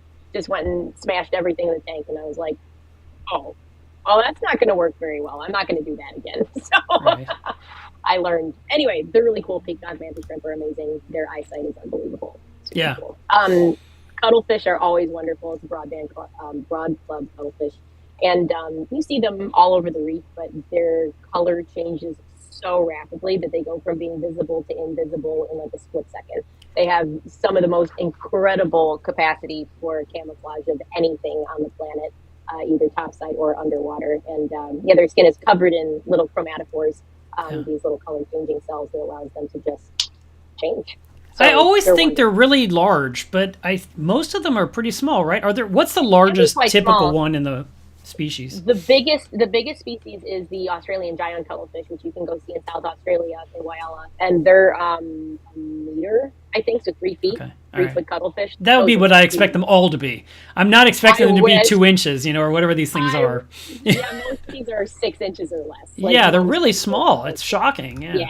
Yeah, they're beautiful though. And then I always love these little, the reef catfish. They're very cute. You see them at all stages of development. So sometimes you see really tiny ones that look like tadpoles, as opposed to like these are slightly larger, and they usually aren't in as large of a group because chances are most of their cohort has been eaten already. So the group just gets smaller and smaller, but they're really fun. And then of course you get a lot of these different species of leaf scorpion fish. So these are all Taenionotus. You get them in different colors. You'll get kind of a purple, a red. This yellow is probably the most common. You can't really see it very well, but there are these little, I think they're an amphipod called ladybugs.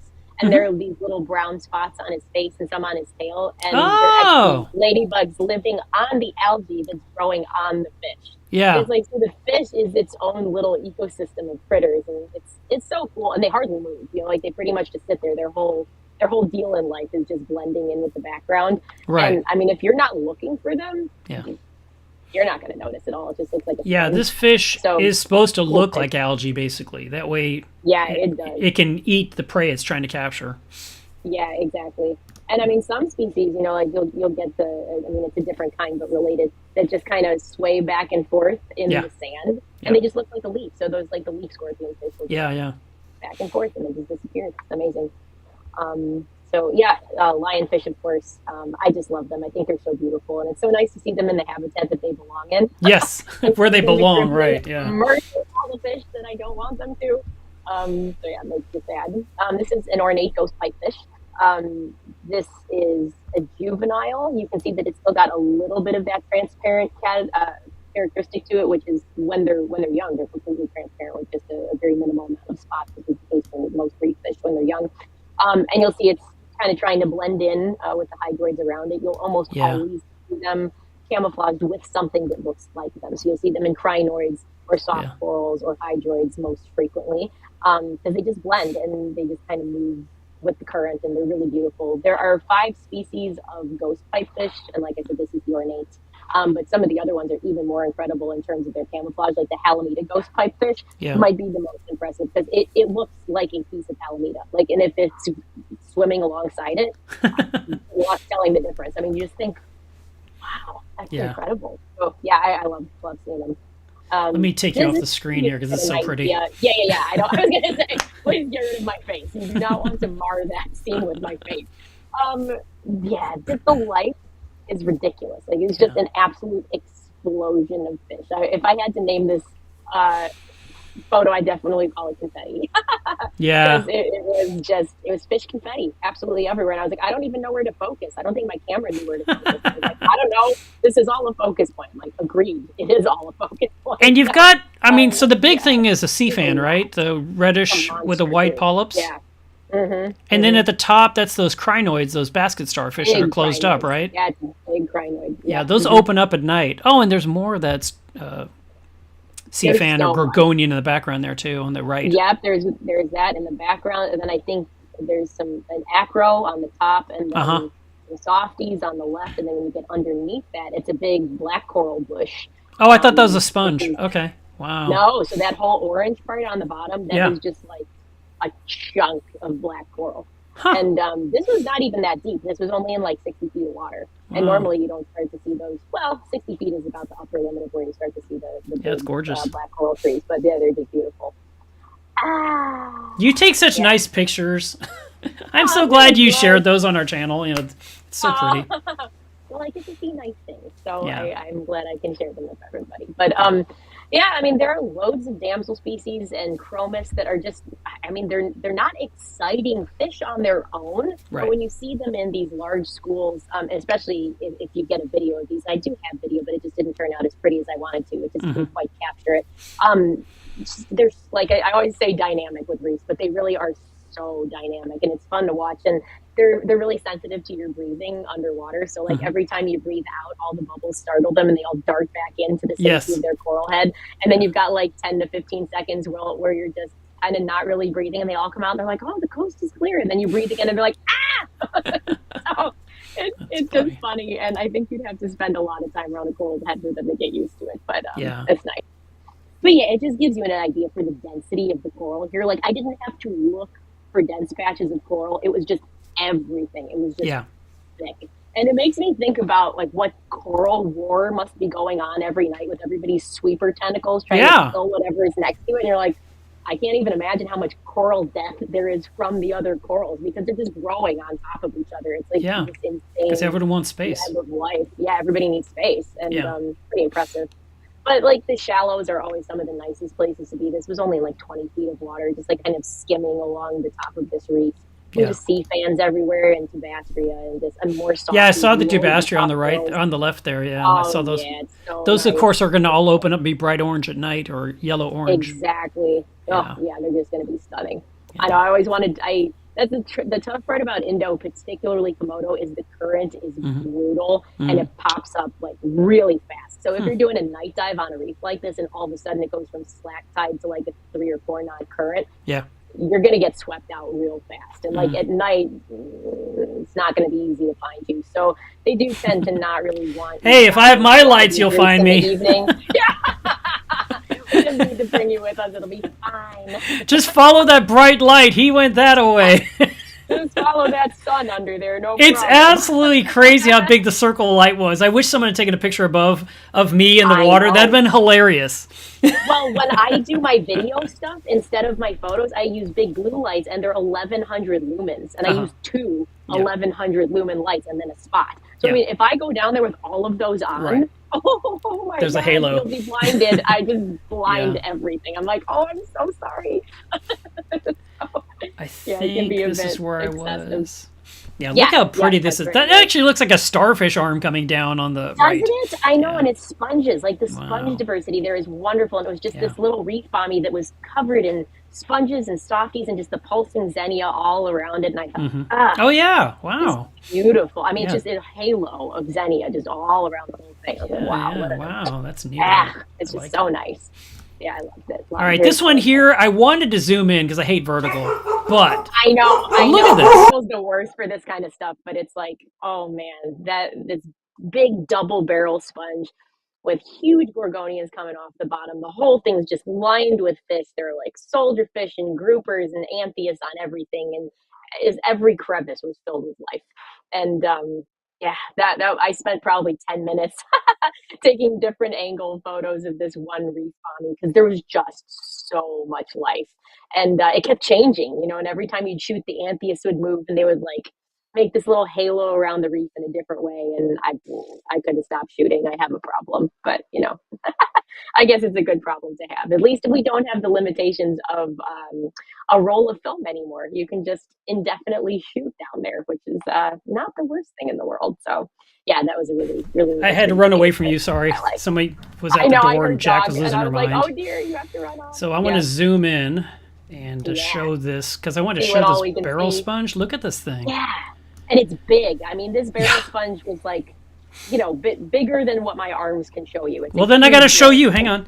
Do it again. Do it again. It's like at least Yeah. this size, a monster barrel sponge, and I mean, you can tell that the fish love, of course, having this 3D structure to kind of protect them. And they see all these harems of anthias and a hawkfish just perched on there looking around. I mean, there's so much. There's so much. Damsels of every shape, size, species you could want. Crinoids, tunicates, yeah, all the stuff. This belongs in a magazine. It's so pretty. See, I feel like this one has so much going on. It could be the reef life on the back. Yeah. I know we do macro for reef life, but Yeah. it would make a good reef life. It's just so beautiful. I mean, when you look at it and you got the sunlight at the top coming down, I'm trying to show the so original pretty. picture again. Yeah. It's actually a really nice shot, but you do want to kind of zoom in to appreciate what's happening because there's a lot there, There's so much there. Yeah, it's a great there's shot. So much. Thanks. And then this one, holy moly, I need this photo one of my also for our favorites. magazine. Yeah, this one's one of my favorites. I swam by these two coral heads, and they just looked like they were leaning in for a kiss. And I Yeah. was like, oh, this is going to be the kissing corals. That is wild. And Yeah. because they weren't touching. Like, the way I shot it, it looks like they're touching, but one Oh. of them's slightly closer to me Yeah. than the other one, so it's a little bit of forced perspective. So it Yeah. looks like they're overlapping, but they're, like, just barely. Yeah, But yeah. they're going to at some point. Like, Sure. they're just... And I don't know, this notion that you've got two corals just slowly growing closer and closer Yeah. and closer to each other over, 3, 4, 5 years? I don't know how big they were when they started. Yeah. It's like the snapshot in time of like, well, in a year, what is that going to look like? I don't know. They're probably going to be fighting because they're going to be touching each other. But maybe they're from the same coral. They Maybe look like they're the same species. They were might just get probably a along. frag, right? Yeah. And they were probably a frag off the same one. I mean, they might actually be the same coral. Yeah. At which point, are they going to fight with each other then or not? Like, Right. Well, I don't know. I'm not sure. These are the kind of places I wish I could go back to. Like, and Oh, just yeah. go That'd be dive the great. same spot like every year and just see how it develops. It'd be so Get an awesome. update. So, It looks like there's yeah, a couple it of was cleaner fun. wrasses down below it, maybe? Yeah, there were a bunch because, like, actually, when I showed up, Mm-hmm. there were several sweet lips underneath there that were getting cleaned, and then they got spooked when I showed up. So they swam off, but of course, the wrasses stay. They're not going to follow the fish. They stay in their one little location and wait for the fish to show up. So, yeah, you'll see cleaner wrasses all over the place. Yeah. it's not in This there. was in like probably 70 feet of water, so you're starting to get into these nice big black coral bushes. And the white ones are so beautiful, but they're really hard to photograph because they're so bright. Like, they're so Yeah. white. And a lot of times the fish that are in them are also very reflective because they're like the chromis and the damsel, so they kind of have this mirror effect. So if you just blast them with a strobe, it just completely blows the whole thing out. And then on the other side, it's super dark, and it's all sponges and like cardinal fish and sweepers, and they just absorb so much light. So this is where shooting manual is really helpful because I had my left strobe turned all the way down to quarter power, and I had my right strobe on full blast. Yeah. So it was just like... Huh! bang, That's neat. And like you'd have to shoot it that way. Like, there's no possible way you could use the same strobe strength No, that makes sense. On this shot. It would just be crazy. So Great point. yeah, it's just like fun little stuff like that. So the ones on the right are cardinals. I mean, my There's brain some was thinking cardinals and glass there eye are cardinal some or something. sweepers. I don't know. Yeah, there's like glassy sweepers, I think is their common name. But yeah, there's sweepers and there's some cardinals in there too. So yeah, it's kind of a mix. But they were all mixed together, so it's hard to get a good view on that. But yeah, this gives you a good idea of the view you wake up to every morning in Komodo. Hideous, obviously. Was that the boat you were on, or is that just a boat in front of you? That was the boat in front of us. So our boat was a different one, and it's actually a big steel-hulled vessel. Yeah, I was going to say, that doesn't look like a dive about- boat to me. No, I mean, you can dive off of those, and those are very like traditional Indonesian vessels. But most of the new ones are a lot more modern. And that includes the one that we were on, the Gaia Love. So yeah. So this was one of my favorite dive sites in Komodo, and everybody was like playing it down before we got there. It's got a great name. It's called Cannibal Rock. And apparently it's called this because when it was first named, the people who went diving there saw a Komodo dragon eating another Komodo dragon on top of this rock. Yeah. So that's why it's got the name Cannibal Rock.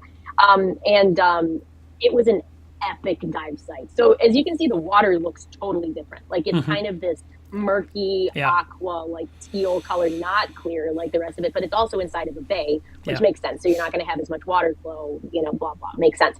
But the thing that was crazy about this dive site was that it was absolutely filled with all non-photosynthetic things. So it was crinoids, like beefed up crinoids to the hilt. I have never in my life seen anything close to this many crinoids on one dive site. I was just blown away. And so many species. Like I don't know my crinoids, but like I went back to the book on the boat, one of the like Indo-Pacific critter ID books, and identified from my pictures at least 10 different species of crinoids on one dive. And that was probably not accurate. There were probably more. So it was just filled with them, and tons and tons of tubastria. I have never seen so much cup coral in my life. And all I could think was like, oh my God, this place at night must be insane. Yeah, I mean, look amazing. Huge cup corals. This wasn't like the occasional little encrusting one on the edge of a rock. Like this was a tree, tree of tubastria. And I thought, oh, this must be so amazing at night. I want to come back. But the other cool thing, I'll go back one so I can show you the clownfish because, I'm obsessed with clownfish. So these are Clarkeye, but you'll see that, Clarkeye, there are so many different color morphs. And these, I think, are the ones that are called like the Wallace ones, like the Wallacea ones. Okay. And the one tail, you can see it's bordered in yellow. It's I see that. Along the top. Yeah. Yeah, and it's thought that it's a sexual dichromatism thing, and that the males have the yellow stripes and the females don't. And as you see, this was a pair. There were no other clowns there, and one has kind of like an off-white yellowish tail, and then the other one's got the stripes. So I thought, oh, that's cool. I've never photographed this color variant before. Yeah. So that was kind of neat. I enjoyed that. And anyway, I was just obsessed with this dive site, and I want to go back a bazillion times. So yeah, it's stunning. We'll see how we go. I wish I could travel like you do. You seem to always be somewhere underwater. I try to be. Well, I mean, there are less people underwater, Mark. You can't argue with that logic. That's true. It's true. It's hard to argue through the bubbles. Yeah. I don't mind it. So this just kind of gives you an idea for how dense this is. And it's just all non-photosynthetic stuff. Like it's just cup corals and crinoids and sponges, super weird, and tunicates, lots of tunicates. I was going to say, is that a tunicate there to the left that kind of looks like a little probably.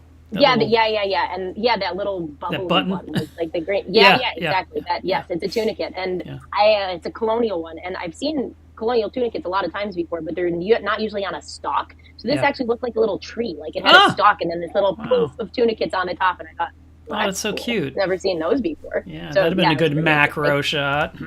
For sure. I know. I was so mad that I didn't have both. I was like, I need both. Yeah. Where's my camera Sherpa? So this looks like my favorite coral. This is the black sun, or the black tubastria, even though it's dark green, right? Yes, but the polyps are black. They're like that brown black, and they are they're so beautiful. Yeah. Again, this I thought to float through here at night. Yes, when it's open. Goodness. Yeah, because it's closed up during the day. Yeah, exactly. So you'd have to see this at night, but it would just be absolutely stunning. Yeah. So, that's a huge colony too. That's awesome. It was massive. I mean, broader than my arm span. Like it was huge. And what is underneath the main green part? There's like a kind of a yellow green, to the right of that. That's another tubastria. So there's 3 different colors of tubastria. There's that big one at the top. Yep. There's that one underneath that one, and then that little yellow ball. That's a crinoid that's all closed up. And then I think there's like a bird's nest acra underneath, and some other sponges to all fill everything in. And it was just Amazing. There's a bunch of Cotylepora on this one too. It was nice, and the obligatory manta photo. Oh well, if we're doing a manta photo, then I have to do this. Da, da, Yay! The manta video. Like, I'm sorry, there's just nothing prettier than mantas. I don't know. I've seen them a lot of times, and it never gets old. Every time I see one, I'm like, I don't know. They're big, they're beautiful, they're graceful, they're smart. I mean, they regularly come up to you and just look at you underwater. Like, mantas will regularly just swim past you and actively make eye contact and be like, and then swim off. And like, that was so awesome. So I want to mention that when that happens, when they swim past you, they know exactly their, let's call it their wingspan, and they will lift their wing where they don't touch you within like millimeters. They know exactly how to not actually make contact. That's how good they are. It's incredible. Yeah. I mean, talk about spatial awareness. It's absolutely incredible. I mean, I still can't walk out of the room without banging my elbow on something. It's the same room I've been walking out of for the last 37 years. And I'm like, really? That's funny. Really? I'm like, what an idiot. Anyway, you just get some really nice views in Indo. I'll say that. That was one of our last days. And they've got a spot called Bat Island, and those are bats. Oh. They're the big fruit bats. Okay. They come out at night, the flying foxes or whatever, and thousands. I mean, I don't know how many thousands, but quite a few thousands of bats. This was a steady stream of bats for about 25 minutes. Wow. Flying out of the cave somewhere, and I thought, neat. Damn, that is cool. Gotta love a good sea turtle. Like normally we want to get eye level with sea turtles, but their shells are so beautiful. Yeah. So I try to shoot them from top down. Sometimes it's a green. Which one is this? This is the a green. The green sea turtle? Yeah, it's a green sea turtle, and I think I've got a hawksbill in the next one. But yeah, this one was kind of swimming over this little coral rubble patch. It was in this surge spot, because initially, you look at this photo and be like, oh, wow, that's a lot of coral rubble. I'm like, well, when you see where I took the picture, you understand why no coral was surviving, because it was getting smashed by waves. So it was just like in 20 feet of water, and you could see it would like come right off the edge of this island and just smash right into the water. There's no coral that's going to make it there. Can't handle that impact, No, can't handle that impact long term. So, and then that's a hawksbill. Okay. They're usually a lot dingier. Their shells are generally not quite as picturesque, not as clean. I feel like that's a boxfish over his shell, maybe? Yeah, there is. There's a boxfish there. And there's some wrasses kind of all swimming around him, because this guy was eating, so he was overturning all of these macros and just eating the sponges off the bottom. And so then that obviously chases out all the other stuff, and the fish are like, yeah, the fish will come out to find food because you've revealed part of the underside. Disturbed reef. Yeah, exactly. Right. And there are bristle worms and all kinds of little things that are living under there. So yeah, it's good snack time. But just, I mean, to see coral cover this dense, I mean, you'd struggle to find a spot where there wasn't coral. And it's just so nice to see places like this thriving and still, accessible for us. It's just wonderful. This was one of my favorite pictures you shared. It's one of my favorites too. I just love this one. I've got a vertical version of this too, which I like a lot. I didn't give it to you though, because I was like, no, vertical. But this was just wonderful to see so many species all congregating under this one coral head. Yeah. And I mean, you can't get a total idea on the scale of this, but I mean, these are full-grown fish. I mean, none of these are small. Right. And this coral head was, probably, a diameter of a foot and a half, 2 feet or something. And just the edges were this gorgeous purple lavender. Just what a beautiful coral. Yeah. So just the light there was just wonderful. Gorgeous. What are these ugly fish? These ugly damsel. Ugh, get them out of here. Well, you can see they're way bigger than they should be, because they really are. My camera, and they were like, hello. I'm like, no, go back to your coral tree. So yeah, they were all hanging out in this big black coral tree in about 90 feet of water, just chilling. And I was like, it's pretty nice. It's very pretty though. I like black coral a lot. Oh, clownies. So yeah, the skunks are all pretty shy most of the time, especially these guys. For some reason, they're always tucked into their anemones. Like, they'll come out, and they seem to coordinate it. Like you'll see that all three of them lined up to come out at the same time, and as soon as I shot the photo, they just they dive right back down. They're like, that's oh my funny. God, terrified. Wow. So yeah, they seem to like coordinate. I don't know why, but yeah, they definitely do this, and it's pretty cute. And then this is a little pygmy squid, super tiny. I mean, this is like a half inch, maybe less. Spotted this on a night dive eating a shrimp. I was gonna say he's eating something. The shrimp got nabbed. Yeah, I was watching the shrimp swim by, and then the shrimp just suddenly was gone. I was like, oh, where did it go? Oh, it's being consumed. It's a snack. And then it went and floated over to this little hydroid piece and ate it. So yeah. Now this is not my video. This is Brian. These last three are all Brian Green. Because he had a probe lens on. We have the same lens, but I didn't bring it. So this is a little baby Stars and Stripes puffer that was about the size of a large marble. Oh! Absolutely dang adorable. He's a teeny I didn't realize it was so small. Wow. That's why I was like, I've got to tell you how small it was. It was so cute and so curious. I mean, just swam right up to the lens. Like, what is this? Yeah, little guy, though. I mean, just like, a large marble. Adorable. No one can see you because I'm only showing the video. That's right. That's fine. Yeah, he's little. Also not mine. This is Brian's with the probe lens, pom-pom crab. You know how tiny these guys are. And those anemones are absolutely minuscule. And I'd never seen one in person. I'd only seen them in pictures, and oh man, I was excited. But I had pictures. You know, I didn't do video of these guys, and I said, Brian, can I show this? And, nice. You can show people stuff. Like, I have another manta shot. Oh my God. Yeah, this is Brian's manta shot. So this was just kind of random. None of us were up in the shallows at this point. I was down low, and I actually looked up and saw this manta way in the distance and thought to myself, dang, I hope somebody's up there. And Brian was up there. So that's good. Yeah, that was my envy shot. That's so with that beautiful sunburst. I was like, oh my God. I know. I like that you guys did that. Yeah. Yeah, and then we have this one. Nice, the lens flare and everything. Yes. Like, oh, watch out, Brian. J.J. Abrams called and he wants his lens flare back. It's all AI. We know it's AI. Yeah, it's all fake. And then this one's mine. This was from that little. There was the same picture that you showed, but that's the video from it. Oh yeah. Which was just what a stunner of a reef, and just with the sunlight pouring in like that. Oh. You actually don't see a lot of white corals in the ocean, so this is really kind of a nice change of pace. Not a lot, and you also don't usually see a lot of those sea fans with the polyps completely extended during the daytime. Yes. And this was at like 9 o'clock in the morning. Wow. And everything was completely open and just like feeding, and the water looks pretty clear. You know, like it's not filled with plankton, so it's not murky or anything. So the fact that they're all open and feeding, there must just be a lot of phytoplankton, really tiny stuff in the water that they're out feeding on. Yeah. So, it's pretty cool. It's pretty nice to see, and just that sparkling light is... Was this a 2024 trip? Yeah, that was just this August. Mm-hmm. Okay. Yeah. Nice. Yeah, this August. I don't know how you got footage of my... A month and a half. How did you get footage of my reef tank without my permission? I don't understand.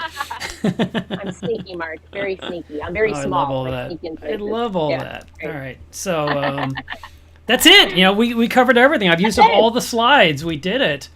Let's jump into... let's see. How am I going to do this? Normally, we do a Q&A, but I need to I need to declutter here or add you or something. Let me add a person. Maybe I can grab this and put you over here. Oh, in the question time section. And there you can see the little blenny tank under you. I mean, I am very questionable, so yeah, that makes sense. That would be a question. Ask her questions. All right, let's go to the chat and see if there's anything here. They might not. They've been so entranced they don't even care. Well, Amanda had asked about my camera gear, which is why I addressed what I was shooting with. Nice. So, so that's been answered. Yay. Well, we've been talking for an hour and 40 minutes, and I just see Brennan's message. You're live on both channels. Like, that's new. Yes, we are. I'm glad we were able to make that work successfully. It was really, we had no idea if it was going to work, and I was like, let me just give it a shot and see what happens. Yeah, it worked. So thanks for letting us know. I'm sorry I didn't see it until now. Yeah, we had a comment in here. I'm thinking about the curved tank, and they said they're surprised it doesn't have curved lights. Oh, maybe they were talking about that tank with the lights mover. You know, the light movers. Maybe that's what it was. Yeah. I'm thinking so. Yeah, curved lights. So Reef Keeper said there's a Solartronic light that can do that. That's interesting. That's neat. And we got some nice comments here from Amanda Meckley. I think she liked one of these pictures you shared. Let's see. Aw. Vroomy says, I spent so much time or so long acclimating my copperman to my reef. It's his tank with a community of gobies. He now greets me at the tank and eats from my hand. Such an amazing fish. I love that. Wow. That is super neat. Let's see. And then you answered Amanda's question about the camera type. Yeah. And Jason says I was a tourist while Bob was a traveler. Yeah, because I came up with a massive camera with the massive lights. And no, I cannot adjust Atlas's audio. This is literally you get what I know. you get. I was like, I don't think I can do anything about that. I looked in my settings and I couldn't find anything. So. Yeah. And then there was some comments with the articles. Yes. And Jason says I'm still tracking my daily food input, but testing NP nitrate phosphate only weekly now. Wow. Like a sane person. You're not wrong. And then Triggerfish says, you'll be happy to know after purchasing a Hydros launch in June, I finally got up and running last Thursday. Good job. That's right. Jason Langer likes the Red Sea Squammies. He says they're the best. Oh, yeah, they're great. Yeah. And Mike Lemming commented about my Fragsgiving presentation. He says, enjoyed your talk. Thank you, Mike. I appreciate that. Let's see. Jason wants me to do more mega reef or mega scale size reefs for Coral Magazine. Of course, it's the best thing to do ever. Especially with all the work being done at Birch right now. Oh, yeah. And Alex commented on Coral Magazine. I see that. Oh, talking about the cold water tanks, Jason mentioned there's a CA tide pool system with the Bimac octopus residing there. You know, I wanted to talk about tide pools for a second because when we were writing the article for Coral and, you know, talking about where can you get them, and then, you know, like Alex, you had said, what if you could get it legally? Like if you had a permit, you can go to tide pools. Right. Sometimes you can get corals in tide pools that you would not be allowed to legally get from the ocean, you know, down deep. Like there's protected species, but if they're in a tide pool, it's sort of like fair game because it's not its normal habitat, so to speak. That's the impression I got from the conversation. But obviously, you would need to make sure, you know, you're following the permits and you're doing exactly what you're told. But if they said, whatever you find in a tide pool is okay, if they were to say that, if there's something in writing like that, then you could feel comfortable putting those types of things in a cold water tank in your home. Yeah. Oh, it would be so awesome. That would really be great. Because I've just seen the neatest stuff. Oh, California tide pools. Oh, I've never seen anyone keep chitons. It would need to, like, chitons are such a cool critter, and they're so ancient. Like, their fossil record's pretty much unchanged. Like, since they came onto the scene millions of years ago, pretty much haven't changed at all. Mm-hmm. And, I mean, they'd be difficult to get off rocks. So you'd have to be careful not to injure them. But the chitons? Sorry, I kept hearing titans. I was like, what is she talking about? Yeah, the chitons? Yeah. The chitons would be awesome. Yeah. And they're just so interesting. Yeah, they're like an ancient fossil. Absolutely. They've been around forever. It would be awesome. Yeah. Let's see. Burke says, I'm a member to the shed. I love going there. That's awesome. Go see the new tanks. Mina says Alex's next favorite article is regarding the Red Sea is exciting because I'll be there in April 2025. Oh, Sharm el Sheikh. Yay. Yeah. That's going to be amazing. Enjoy. Yeah, that'll be great. He says, can't wait to see the Anthias. Yes. Well, they litter the reef there. It's just crazy. Jason is very experienced at smashing large Monty plates. Not at shed, you're not going to be. And Thomas says, I'm going to tell Santa to bring Mark a freshwater tank for Christmas this year, which is hilarious. That poor thing would either die or get very salty really fast. You know, you could do brackish. How about brackish, Mark? No. Come on. I don't care about the brown fish. Hey, brown fish lives matter, okay? Mark, be nice. Those are food for other fish. What is your favorite coral and fish, Alex? Oh, well, you too. Start thinking. We're starting with you. Fine. Difficult. Gosh, that's really tough. I'd have to say, push comes to shove, my favorite fish is probably the sunburst anthias. Okay. I've always thought it's one of the prettiest fish on the planet, and just like the little scrawled, squiggly markings around their faces are just mesmerizing. Absolutely love that fish. Yeah. Favorite coral? I've always had this weird, here's me being obsessed with things again, this obsession with Manipura setosa. I absolutely love setosa. Like, and Yeah. if you can get it to be happy, Yeah. oh, like the color on it and like the texture of it, it's like velvet but smooth Yeah. with olives. Oh, it's just so nice. I don't know. There's just something about it that I can't get over. So yeah, probably setosa. There was one that grew at a fish store here in my area, and it literally looked like a giant carnation or a mum. It was the shape. I was like, wow, how did you even do this, you know? Right? It was Right. really It's like neat. what combination of light and flow and food. Yeah, like, to get what that made them do shape. this? Because This is I've so seen perfect. setosa. It never looks like a carnation. It was crazy. No, it doesn't. For me, Yeah, if you get a good one. I think I still lean toward the blue mandarin fish. I love that one. It's my favorite fish. And for Yeah. coral, even though I haven't kept one in a long time, the sun coral. I just really like the sun coral, tubastrea. It's awesome.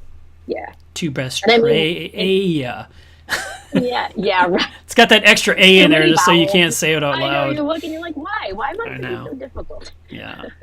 Let's But no, they're see. beautiful. Those are beautiful. Grassman Reef Research Facility says pea puffers are cool for freshwater. I like banjo Yes, they are. catfish. Pea puffers are amazing. I was actually just having a conversation about pea puffers with somebody on the phone today because I've got a 5.5 gallon fluval tank that I just ripped all of my old plants out of and was like, what will I put in here? Yeah. I think pea puffers. So I might be taking myself to the fish store for Christmas pretty soon here and making bad decisions. It's going to be great. My favorite thing to do at the holidays. You can always make it a saltwater tank. It'll look a lot better. No, Mark. No. God, you're the worst. Winterwater says, when I see these photos, I wonder what we're even doing with our aquariums. Even Andrew Sandler's is a nano. It's true. Yeah. Always worth it.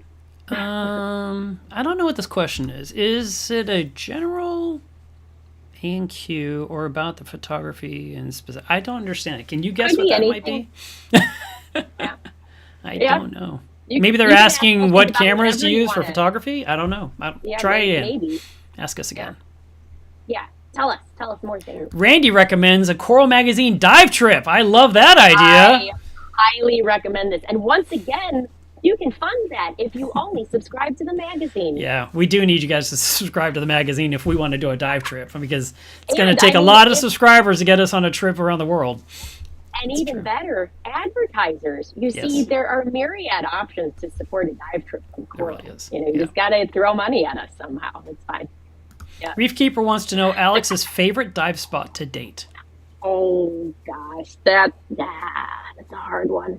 So for reefs, like my favorite tropical reef dive spot is Raja Ampat, Indonesia. Okay. I've never seen anything better. I mean, there are some close ones. Like one of my other favorites is in the Philippines. It's this really fun little protected area called Tubataha that's not easy to get to, and it definitely rivals Raja. And the thing is, it's got more reliable whale sharks. Yeah. So those would probably be my two. Like Yeah. Tubataha and Raja Ampat are definitely my two favorite tropical reef dive spots in the world. That said, I absolutely love the heck out of the Sea of Cortez. It's accessible, it's inexpensive, you get really great dives with sea lions, you can do wrecks, you can see whale sharks, and depending on what side you go and what time of year, you can do what they're now calling the Pacific Sardine Run, which is essentially this big aggregation of sardines that show up in the Pacific off an area called Magdalena Bay. And all of the billfish, like the sailfish and the striped marlin, come in to eat them, and also whales, and also sea lions, and also mahi-mahi. And it's just like this incredible pelagic spot where you just have no idea what you're going to see. And that in itself is really exciting, especially to not have to go all the way to South Africa and submit yourself to really horrendous ocean conditions to maybe see nothing at all for $8,000.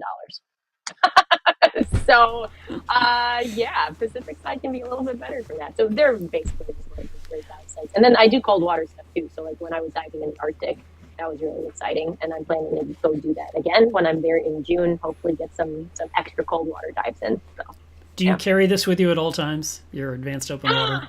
Do you keep my that handy? advanced open water. You're like, that's so old, Mark. I'm way beyond that. This I'm is just mine. a dive master. I didn't really bother doing more because, like, honestly, unless you've got an intent to teach, there's no point in getting your instructor because then you Right. just have to keep up on insurance and keep teaching. So it's like, Yeah. if that's not what you're going to do, there's no Right. point in doing Yeah. more training. So dive master's plenty for me. Well, I know they didn't ask me what my favorite spot was, but there was a spot, and I was digging through my desk because I thought I could find it. When I was in Fiji, I went to it was a park. You had to have a permit. You had a token that you would put on that was like your permit for a year. I can't remember the name of the park, but we were on a boat for 2 hours. I think we left Nandi or something like that to go to this spot. Okay. And the area that we stopped at was called Two Towers, I think. My memory's terrible. I forget everything, but cool. I think it's called Two Towers. And so it was actually two rock structures side by side, and it was just life all the way around to the top, and the top was the at... Icaron was on the top? There was anemones on the top and clowns and stuff, and the top was probably around 15 to 20 feet under the surface. Wow. So you had the pillars of life, and you just swam around. The fish were swimming around it too, but you swam around to look at all this life that was just clustered around these two towers, and worked your way up. And then at the top where the anemone was and the clowns, the current was ripping. You put two fingers in the rock and held on so you could get a good picture. And I really loved how much life was in that one spot. And you know, you dive much more than I do.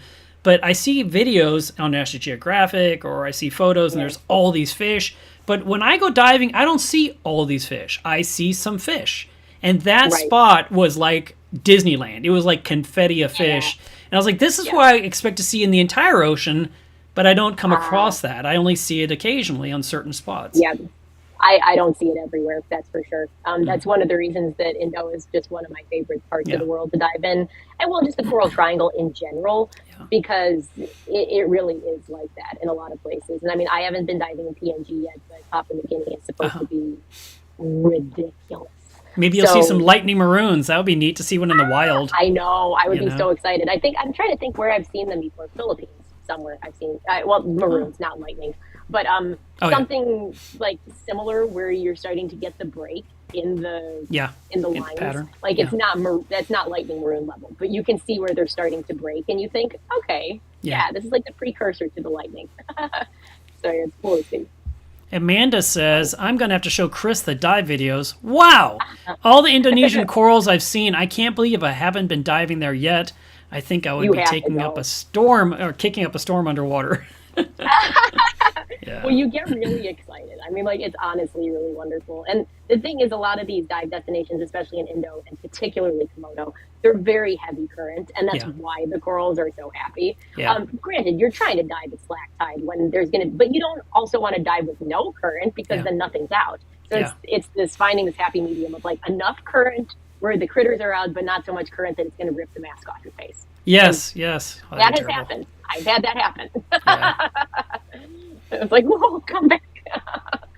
So, Okay, so we have a question here. I have an old tank that crashed 2 years ago, and it only has live rock and one gorgonian, a sea urchin, a hermit crab, and and the usual little fauna. I want to revive the tank. Should I just cook the rock? Well, technically, you've had 2 years of it cooking. I mean, if you think about it, if you really wanted to pull it out and put it in complete darkness with circulation for 2 or 3 months to basically bake off, and have everything that's on the rock die off and decay and settle to the bottom of the vat, you can. You could take the rock and you could shake it off under salt water and then put it in a new container of clean salt water and again put the lid on top. We're not trying to keep anything alive, or we're not trying to kill anything either. We're basically trying to increase the porosity of the rock by shedding all of the trapped waste that's in it. So those shaking off processes underwater shakes out a lot of detritus and open up some pores, and then putting it in that next trash can and putting a lid on top so that it's in darkness, but having lots of heavy circulation in that barrel would be smart. And like you do this for several months, where like once a month you change the water with that big shake off process and into a new vat of salt water. And in 3 months, 4 months, 5 months, you have really good looking rocks, sponges still alive, bacteria still alive, feather dusters and tube worms and all that kind of stuff will still be alive. You didn't kill it. But the algae that has been a plague will be completely gone because it was in darkness and can't survive. He But other goes, than my that, light was on, so it hasn't technically cooked for 2 years. Okay, his light's been on. Oh, yeah. it's okay. Oh yeah. So let's see. But He's you got could more definitely comments just here. take it out and see. Yeah, like Mark said, give it a couple months. Maybe. Yeah, letting it linger. It's been. I mean, if you had just let it sit dark and just run. Yeah.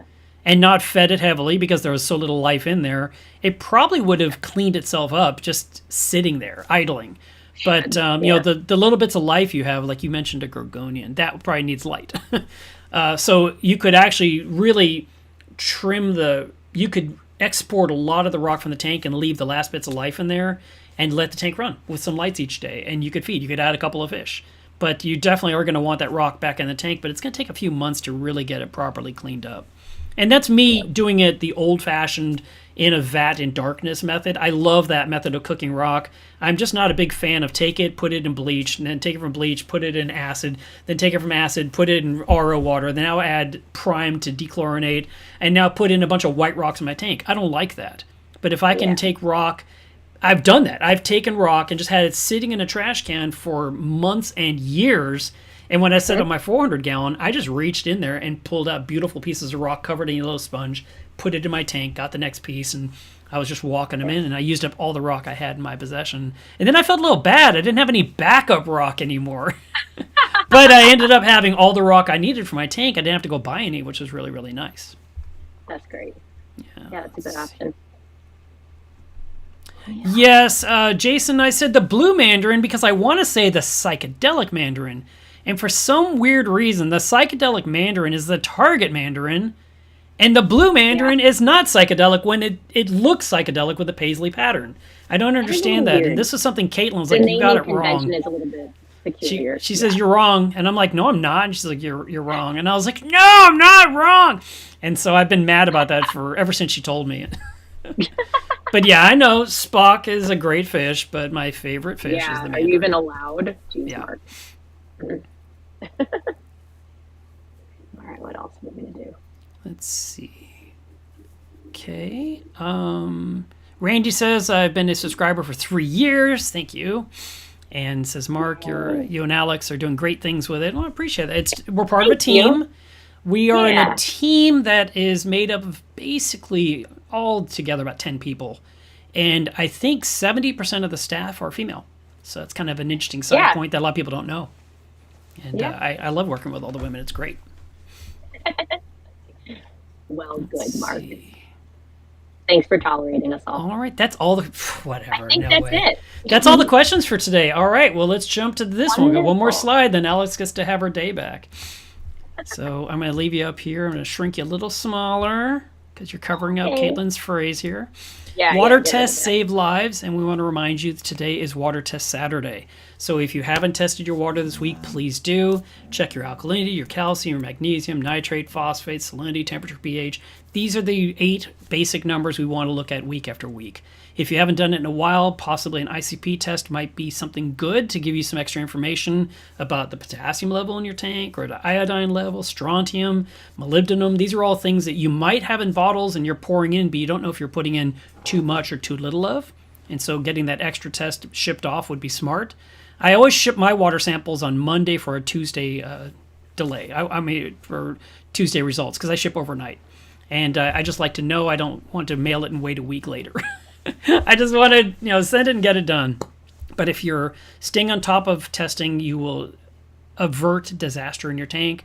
And even if your tank is automated where you have automatic water changes, you should still be double checking that all your parameters are staying in check. Don't just assume new clean water makes everything perfect because there's so many things that can go wrong in a reef tank.